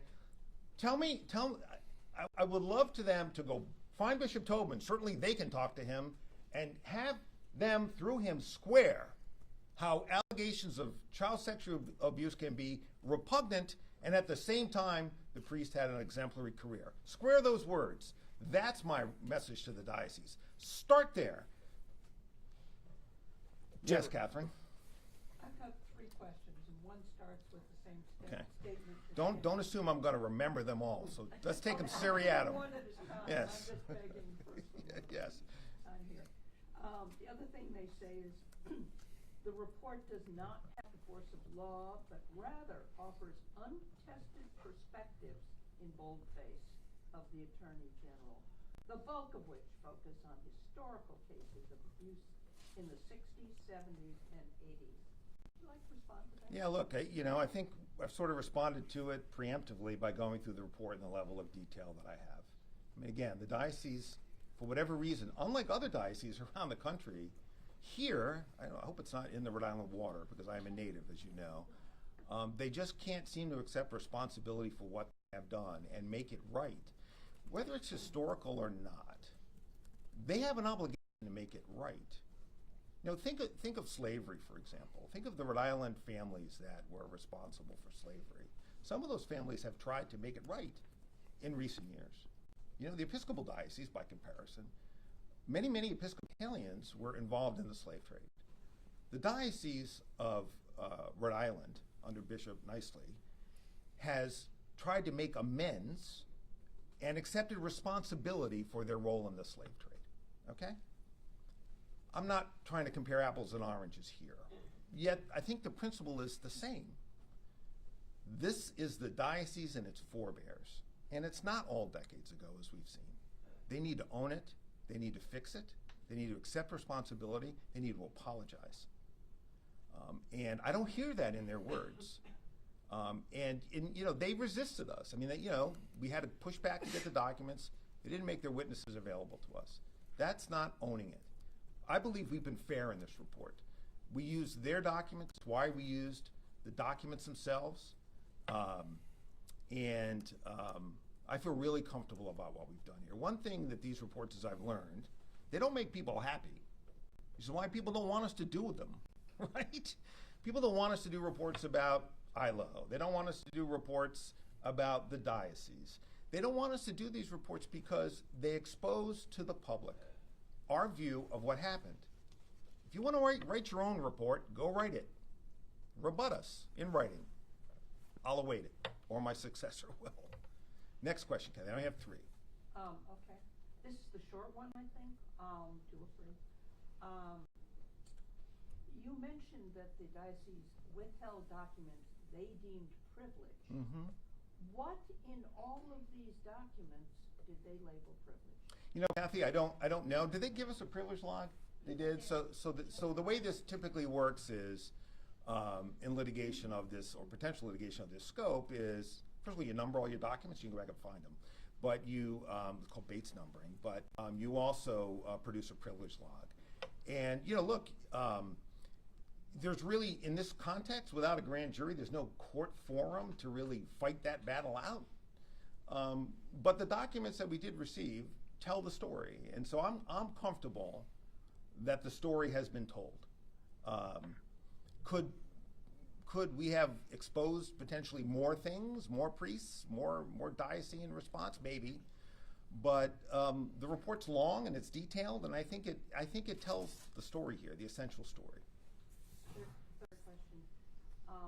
When Representative McEntee's bill passed the House last year, when it's come up in past years, and contained a revival window for cases that are currently time-barred, the Senate has consistently expressed concern about the legislation being illegal, unconstitutional, and they've seized on a few decisions, perhaps in other states, maybe Maine. Catherine Robb would know that better than I. Hi, Catherine. And I guess my question for you is, what is your response to the Senate that has not wanted to touch this legislation because they believe it's unconstitutional? Well, that's not the view we've taken, and we've supported it consistently and told the Senate that. They'll have to make their decision this time around whether or not they're going to take that legislation up. I have tremendous respect for the Senate, tremendous respect for them, leadership, and we'll see where this takes us this year. I'm hopeful, but it will be up to the champions of the bill in the Senate to get it over the finish line. But we're prepared to defend the bill if it's attacked as unconstitutional. Yeah. I mean, look, if you think about it, certain dioceses are not relying on legislation to make compensation to victims. I referred to 3 of them. There are more. And we'll track down the one that just did it recently. New Jersey comes to mind, but may not be New Jersey. But the diocese could do this voluntarily. We're opening up this window because the diocese won't. So the diocese could do the right thing. It doesn't have to be forced to do it. But like so many things that we've seen over, is why, have things changed? Yes. But in some ways, things haven't changed, if you know what I mean. Like taking responsibility, that hasn't really changed in some ways based on what I'm hearing from the diocese response and have heard before and our experience in the investigation. I know somebody in the back over there on the left had a question. Yes? High up in the report, it's stressed that Rhode Island is unique just because of its strong, high per capita Catholic population Yes. here. Can you talk a little bit about how that might have impacted people coming forward? Do you find that that was more helpful, or did that was like where people maybe a little bit more shy just because of the strong Catholic population in such a small state? And how do you think this report's going to land in Rhode Island? Well, it's a really good question. I don't know. I mean, I'm going to go home and talk to mom and dad tonight and see what their reaction was, if they were able to listen today. I don't know.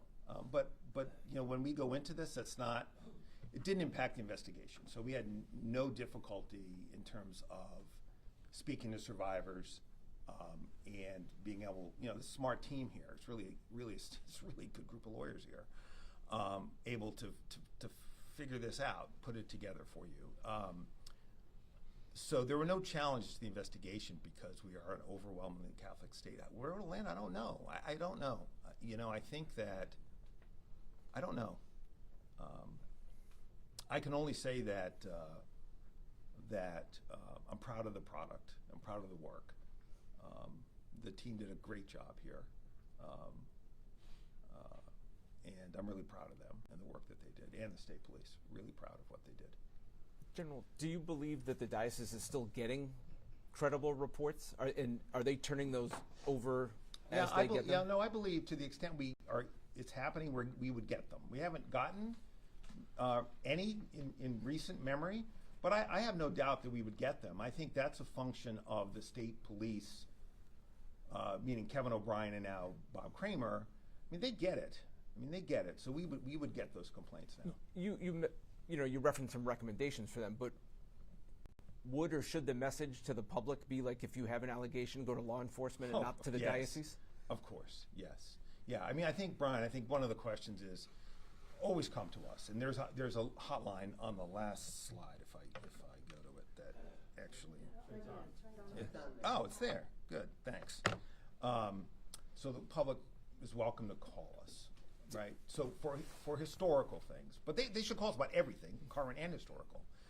But it's unlikely, unless we update our report, that we would, which we could and might, that we in the first instance would do the investigation. We could. But we think the diocese should do it. And so the 20 that you added to the list, did that just come from their own documents, or was that in speaking to survivors and getting more? For the most part, from their own documents, including this Father McCraw that Sean spotted in a note in another file that prompted us to ask, well, give us Father McCraw's files, because we didn't ask for every priest. We asked for records that pertain to allegations of abuse, right? A lot of records down there. I believe they're mostly in Cranston, aren't they? Is that where that record center is? In the cloud. Oh, in the cloud now? Well, our records are now in the cloud, yes. Yes, for certain. Other questions? Yes. Two questions. Oh, One, go ahead. Can I take this young lady here first and then we'll come back to you? About the diocese Yep. being reluctant to offer financial compensation. Yeah.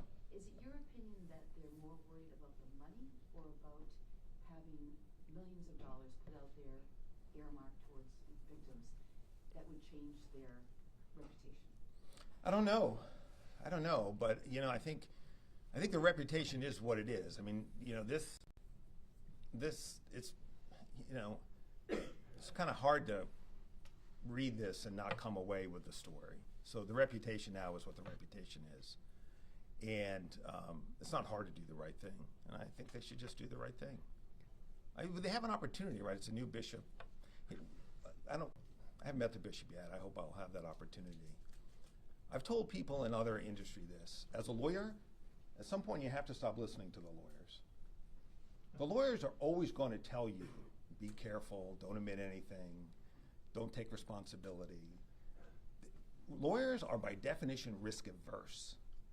But when you're leading something, sometimes you have to say, stop lawyering. And it's a different decision tree. And I've come to recognize that here, and I've in healthcare, for example, where the lawyers are kind of driving, and you can feel it. The lawyers are or frankly, in a Brown shooting, the lawyers are not my lawyers. Other lawyers are driving responses. Like, no, that's not what's needed in the moment. What's needed in the moment is not the lawyers, and that's coming from the lawyers, Tim. That's coming from the lawyers. That's not coming from this bishop, from what I can tell. This bishop, respectfully, has an opportunity here. And I, as a Rhode Islander, I hope, even though I'm not a Catholic any longer, I hope that he takes it. You've suggested that there's something healthy for society about getting the whole story out thoroughly, comprehensively, clearly. Yeah. A couple of questions. Your colleague in Massachusetts has done a similar report. Would you encourage, but they've not made it public. Would you encourage them to do so? I would. I don't know what particular laws or risks there would be in making it public, I don't want to speak for Andrea Campbell, who I have tremendous respect for. But I do think, this is, and I don't know if she used a grand jury and that's what's driving part of that, but to me now, this is the constant thing that I have to go through a lot. Public corruption matters, excessive use of force matters, this matter. You have to decide whether you use a grand jury or not, and that is a very difficult decision to make when you're starting an investigation, because you don't know where it's going to lead you, right? And I would love to avoid that by the legislation I've already referenced. Second question. Yeah. You said you were an altar boy. I was. You just said you're no longer a Catholic. Yeah. Does that have anything to do with this story and the church's handling of this issue? No. If I'm, try to be candid with you, my wife is an Episcopalian, and when we got married, she felt strongly about raising her children in the Episcopal Church, and so I went from St. Mark to St. Matthew's, and it took a while for my mother to talk to me and my aunt to talk to me for a little bit there. Really, my aunt said to me, my Aunt Gertrude said, "How did you get roped into that one?" And she's standing right over there, so that's how it happened. Yeah, go ahead, Ed. Two questions. You've got a lot of recommendations. What is the most important thing that can come out of this report? What would make the biggest difference? Oh, I think for survivors, and that's where my thinking always begins, is to establish those compensation programs and drop the opposition to this legislation. And if the diocese wanted a moment in time, they should come out and support it. Pull back the lobbyist. Yeah. Pull back the lobbyist and send him home. Yeah. And you mentioned Rep. McEntee yelling at you. I know you expected. The report to come out months ago. I did. What took so long? Honestly, editing and polishing and making sure we were right. I want to give credit to this team. Like, we went through this report, right, guys? Line by line. Are we right? Can we say this? Is this word choice the right word choice? Are we being fair? So this is why, Tim, I kind of bristle a little bit at that question, because these guys we asked our civil division to take a look too, and we had a bunch of people out there who helped proofread this for us because we wanted to make sure we didn't have any typos, and I hope we don't have any.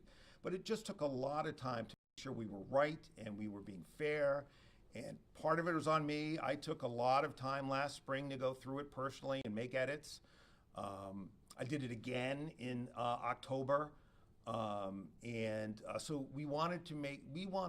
look, when you're leaving office, you know that there are going to be certain things that when you think about what you did here and what they think about what they did here, the people will remember you did it good or bad, right? And so this is going to live on, notwithstanding the diocese says it's history. This is not going to be history. This is going to live on. And I wanted it to be a product that would reflect the level of ability in this office, which means outstanding lawyering, and I believe that it does that. Did the diocese do anything to try to prevent its release? No, nope. No, and, I think the other thing too is if you look at this group, right, they're all doing other things. That was the other challenge. So Dee obviously is running the whole operation effectively. Pat is our head of policy. Andrea runs our Medicaid fraud unit. Andrea. I keep doing. Andrea runs our Medicaid fraud unit, and then Sean is appellate unit. So part of what took a lot of time was people juggling other responsibilities and not having the ability to put people on it. And Penelope, who's not here, where is she now? She was in our district. Is she back there? She's in courtroom. Hi, stand for us. Thank you. She's one of our young lawyers who's running around in court all the time. So younger lawyers, and so a lot of people were juggling different other things. That was a big part of it. This office can be very reactive, Ed, as you've covered it for a long time, and so there are lots of things that push a 275-page document off your plate.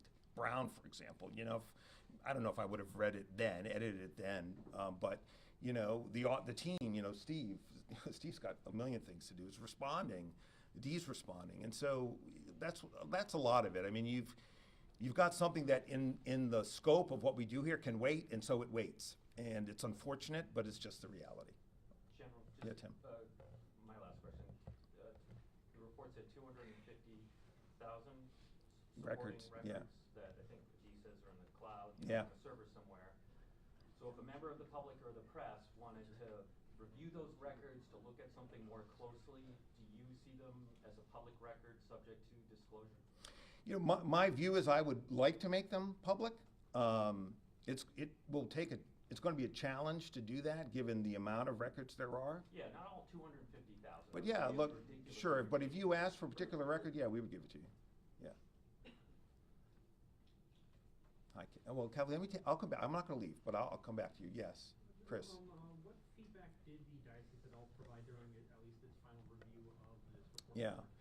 They wanted more time than we gave them, but I was keenly aware, and it was a fair request, and we did give them an additional 10 business days, so they had a total of 20 business days to review it. I mean, I read it, the last version, in 3 days, so with interruptions, so it's long, but it's doable. That's what you got lawyers for, but then that, as I said, may be part of the problem. But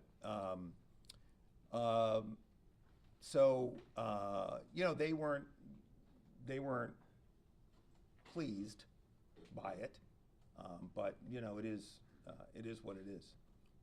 So they didn't try to bring any changes for the final draft? I don't. No, they didn't, and had they, I mean, obviously, if we had said something that was flat out wrong, I certainly would have made the edit. But in terms of characterization, absent strong persuasion, I wouldn't have made those changes. Yes. Hi. Oh, from the ground. I'm Hi. Leah from the AP. Hi, Leah. The church historically in Rhode Island and in New England was more than an institution, but part of the infrastructure of people's daily lives. Mm-hmm. And this isn't really a scientific question, but I'm curious just anecdotally what you've seen and heard in the 25 years since the Spotlight report came out. How has this changed the infrastructure of people in Rhode Island's daily lives? It's a great question. I don't know the answer, and I don't know. Rhode Island's really insular, and if you're covering for the AP, you may not be from here. Are you? I'm from New Hampshire. New Hampshire, yeah. Rhode Island's really insular, and I don't know to the extent to which something happens in Massachusetts. I'm sure people hear about it, but that's why I thought it was really important to do the report to put it all together in one place. And the Spotlight team, I thought, obviously did a fantastic job with the Diocese of Archdiocese of Boston and drove significant change there. But I don't know how it changed Rhode Islanders' lives. I really don't. And I don't know to the extent that this will. But I don't think what happened in Boston really did. But I could be wrong. You're welcome. What was the biggest surprise for you in this report? And did anything really, really stand out to you and been seen into your efforts? Yeah, I think I was just not aware of the scope of the diocese poor response in terms of transfers. To me, it's the transfers that really get you, because every time you transfer a priest that you know is a threat to children and don't do anything in response, you're endangering other children, and I just don't know how you make that decision.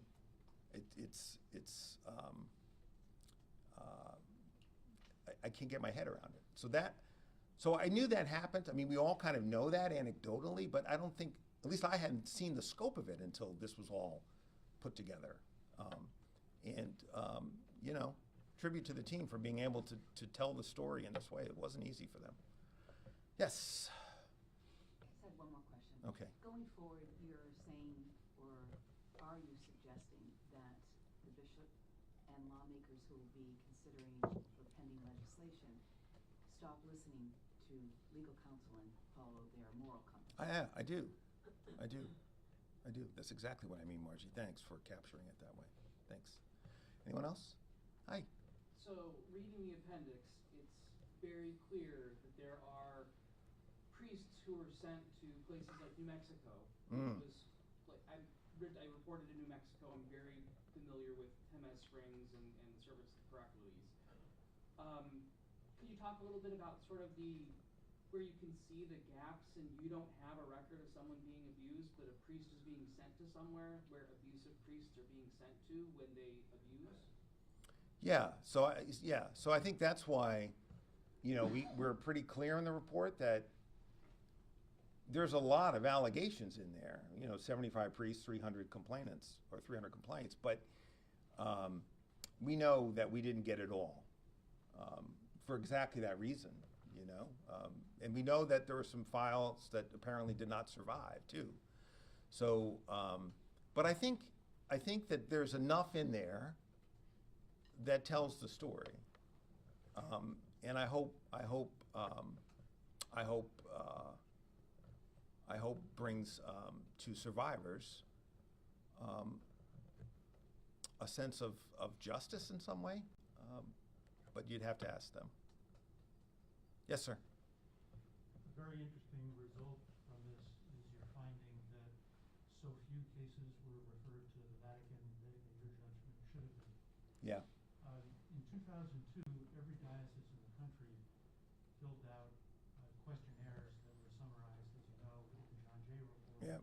And in subsequent years, those surveys continued to be filled out for yearly updates. Did you get those surveys, and were you able to assess how well those reports were going? Yeah, we viewed, it's in the report, and what we view the overall auditing is what the way it's described, or was described to us, what we took from the records, is not overly robust, and it could be stronger. And I think, you know, and you do see this disparity across the country in the ways dioceses respond, and I think maybe the council, again, what do I know, but about how the church operates internally, but maybe the Council of Bishops just needs to get everybody to the same place, and not make it optional to do the right thing, you know, to bring the force of collective morality to bear. Because some are, I can tell from distance, certainly in terms of compensating survivors, appear to be doing the right thing and taking ownership. And I think that's what needs to happen here. Yes. Is there anybody else other than Kathy has a question? Because if not, I'll give you a shot. And then, do you have one? Okay. Go ahead, Kathy. Just understanding the length of time, the MOU was in 2019. 16. I'm sorry. With Attorney General Comartin? Mine. No, yours. 2019, Yours yes. to get the documents. Yes. How did you get all the documents in one dump at some point, or the real question is, how recent are they in terms of the records held by the diocese on complaints and what they did with them? Yeah. Do they go right up into 20? Yeah, I think they do. Let me ask the team, how? We got them over the entire period of time. So all the way up through the last year? Okay, thank you. Anybody else? I'm sorry for the long. I'm going to get crushed by Ian Donis on this. He hates long press conferences. Oh yeah, Heather. Sorry. Yeah, thanks. Sorry, Heather. I went on for so long I forgot the script. Good morning. My name is Detective Lieutenant Heather Palumbo. I serve as the officer in charge of the Rhode Island State Police Special Victims Unit. Our primary involvement in this review was to help identify any cases where probable cause existed, the complainant and accused were still alive, and the statute of limitations had not expired. From the onset, our unit approached this investigation using a trauma-informed response. That meant allowing survivors to share their experience at their own pace, prioritizing their dignity and well-being, and recognizing the long-term impact trauma can have on memory and disclosure. To the survivors who trusted us with their stories, thank you. We know that coming forward could reopen painful memories. I want to acknowledge the exceptional work of the detectives assigned to the Special Victims Unit. These cases are complex, emotionally demanding, and often span many, many years. I am proud of their work. The Rhode Island State Police Special Victims Unit will continue to monitor a dedicated clergy abuse hotline. The hotline is to report clergy sexual abuse or related crimes. We want survivors and anyone with information to know that it is never too late to come forward, even if the abuse occurred many, many years ago. The phone number to the hotline is 401-764-0142. I want to thank the survivors, the Office of the Attorney General, and all those who contributed to this effort. Thank you.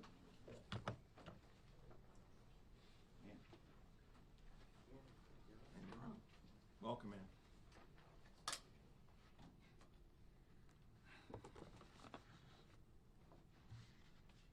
You see me over these mics? Thank you. Thank you, General.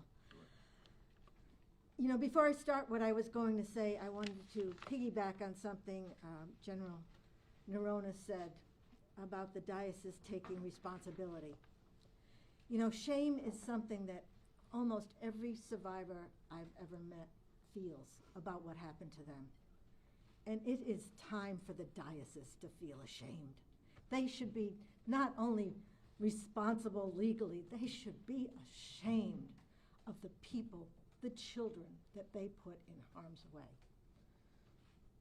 And now I'll go into my nice speech. Shame really has to change sides. I've been waiting for this report for a very long time, and this day is so very important to me. My husband will tell you I've been crazy the last week. He's right. I first publicly called for the diocese to release their files in 2003, and there were Rhode Island survivors before me that were calling for it much earlier.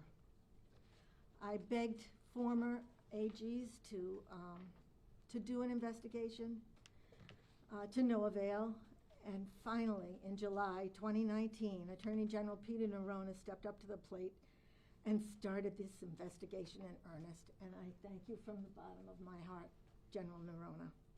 And I thank Adi Goldstein, Sean Malloy, Andrea Morrow, Patrick Dolan, and the members of the state police and the rest of the team for all your hard work. I know it was a difficult road, and it was very frustrating and surely heartbreaking along the way. It's heartbreaking just to watch this, and I've been doing this for many, many years. While you have been doing your investigation, my sister, Rep. Carol McEntee, and I and others have been on a parallel path trying to find justice and protect children through the legislative process. Our path was equally heartbreaking and frustrating, and I thank everybody that has helped us. From the bottom of my heart for your perseverance, resilience, and dedication.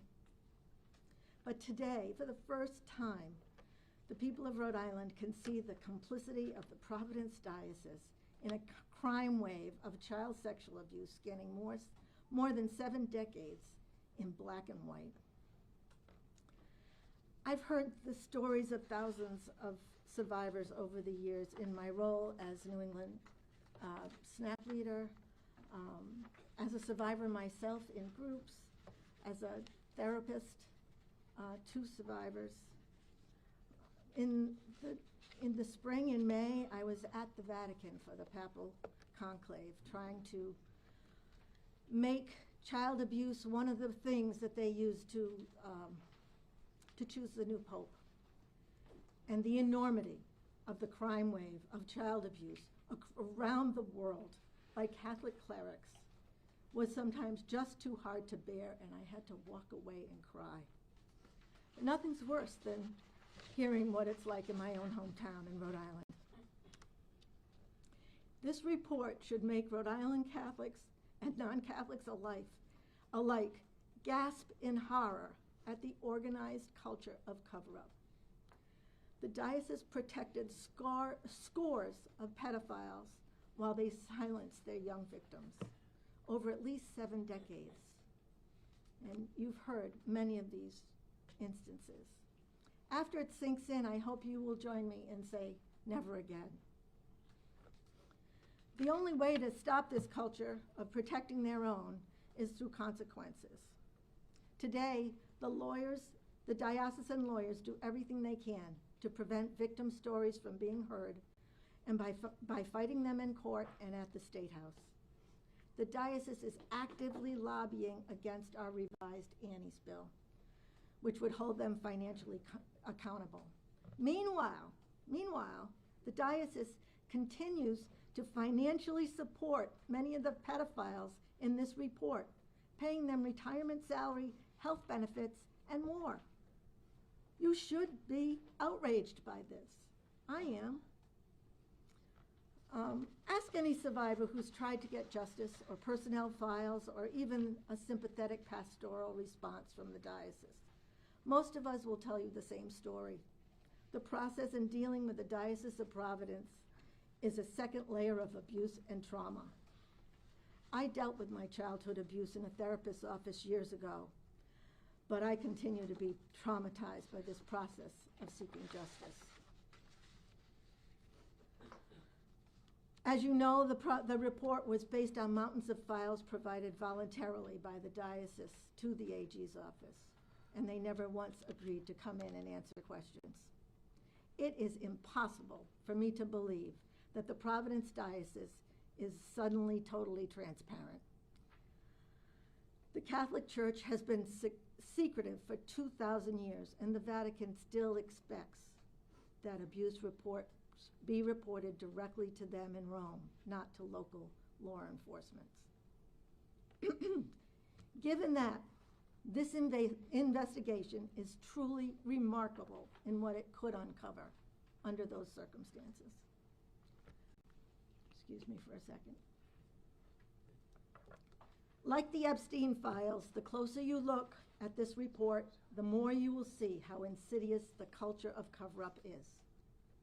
The Epstein files exposed powerful and wealthy people trafficking and abusing children and young women.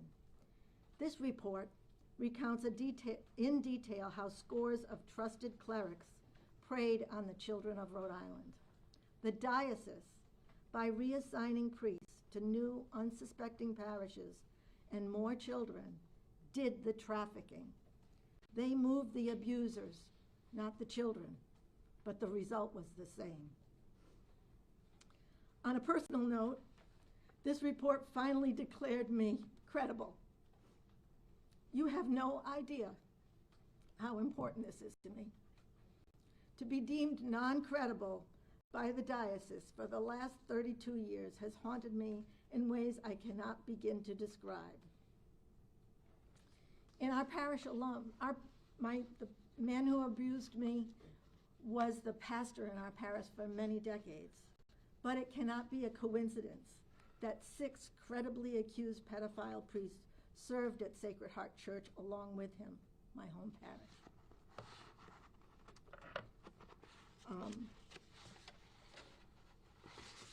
The next steps, I think General Neronha described them very well. We have to not let the diocese go back to business as usual. We need to demand that they stop discrediting victims in the courtrooms and in the State House. We need to demand that continued oversight by law enforcement. We need to change the grand jury law that prevented this from being a truly in-depth investigation of the diocese. And last but most important to me, contact your legislators. Insist that they pass this year's revised Annie's bill. Then we can be sure that the diocese and other complicit organizations will be held legally accountable. Lawsuits expose the truth and protect our children from the predators out there. Before I end, I'd like to say one last thing. Childhood sexual abuse is hard to read about, and it's very sad. It's much easier to turn away. But if we all look away, the children who are in danger today have no hope of protection. If we all look away, the young people who have not yet come forward will be silenced in advance. This report is 400 pages of men's cruelty to children and its diabolical cover-up. Read it, please read it. Read it in sections or all in one sitting, or skim it and then go back. By reading it, you honor the children who were hurt. It will make you want to protect the children who have not been hurt yet. Together we can do that. Thank you. I'm sorry, can we have your name and please? Oh, I'm sorry. My name is Ann Hagen Webb. H-A-G-E-N? A-N. A-N. Webb, Webb. W-E-B-B. And you're with SNAP? No, no longer with SNAP. I used to be. How are you? I'm a survivor. I'm an advocate. And I'm a psychologist who specializes in childhood sexual abuse, particularly clergy abuse. And you're my sister. And I'm Carol's sister. All right, thanks. Thank you. Well said. Now I want to introduce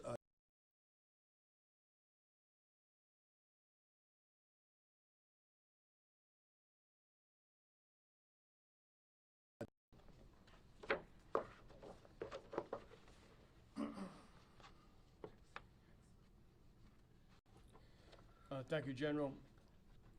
Let me begin by also thanking the Attorney General and his excellent staff for their work. Quite simply, they recognized the gravity of this and they did something about it.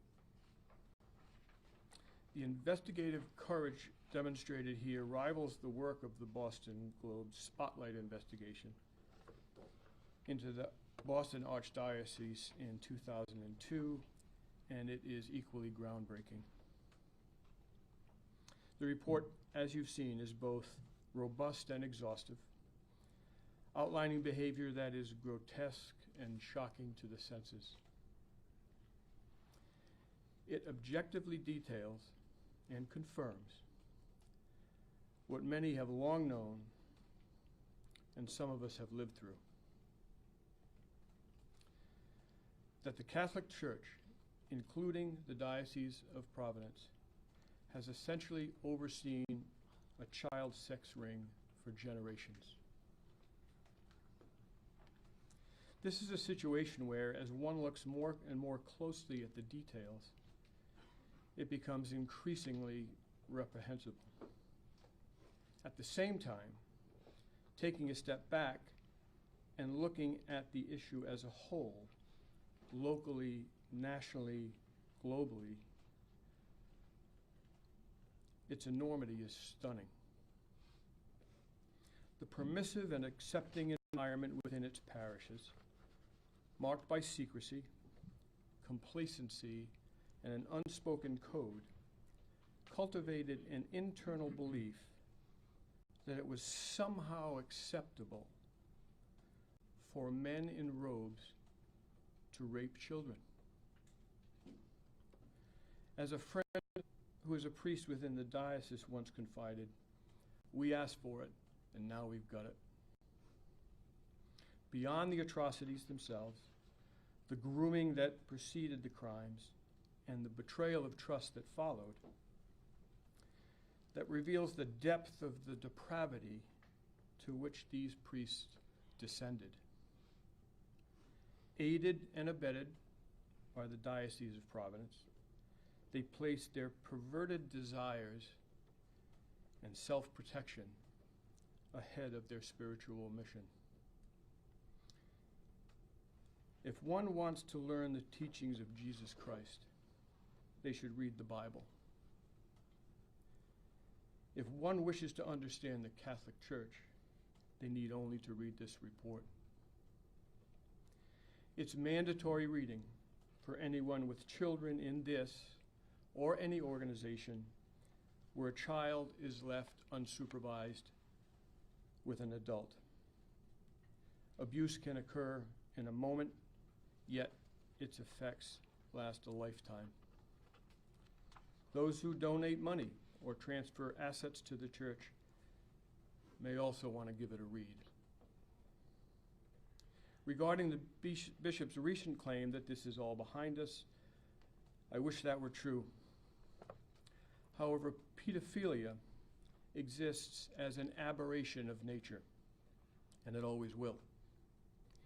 Perpetrators are drawn to and thrive within hierarchical organizations where opportunity and trust abound. Grooming follows, then the crime, and by then it's too late. A life has been ruined, or in some cases lost. Parents and guardians, I beg you to be cautious. Trust in your deity, yet guard your children fiercely against false prophets. Today, thanks to this report, we have a public record of deviant and criminal conduct that has been kept hidden for far too long. Angela Walker, the executive director of the Survivors Network for Those Abused by Priests, hit the nail on the head recently, noting that financial settlements alone cannot repair decades of harm. Institutions must confront the systems that enabled the abuse and secrecy in the first place. This report is a major step forward in delivering that accountability. There's more work to be done for sure, but this is an extraordinary report of the Attorney General and his team, and it has brought us closer to ever to that goal. And for that, I and all of the survivors of the church's abuse are profoundly grateful. Thanks. Thank you. Okay, I think we're through. All right, everybody, thanks so much for coming. Thanks. I just want to give a last shout out to Tim Rondo and Megan Skinner for helping us get this so well organized and keeping me on track. So thanks, guys, and thank everyone in the office. All right, I think we're good.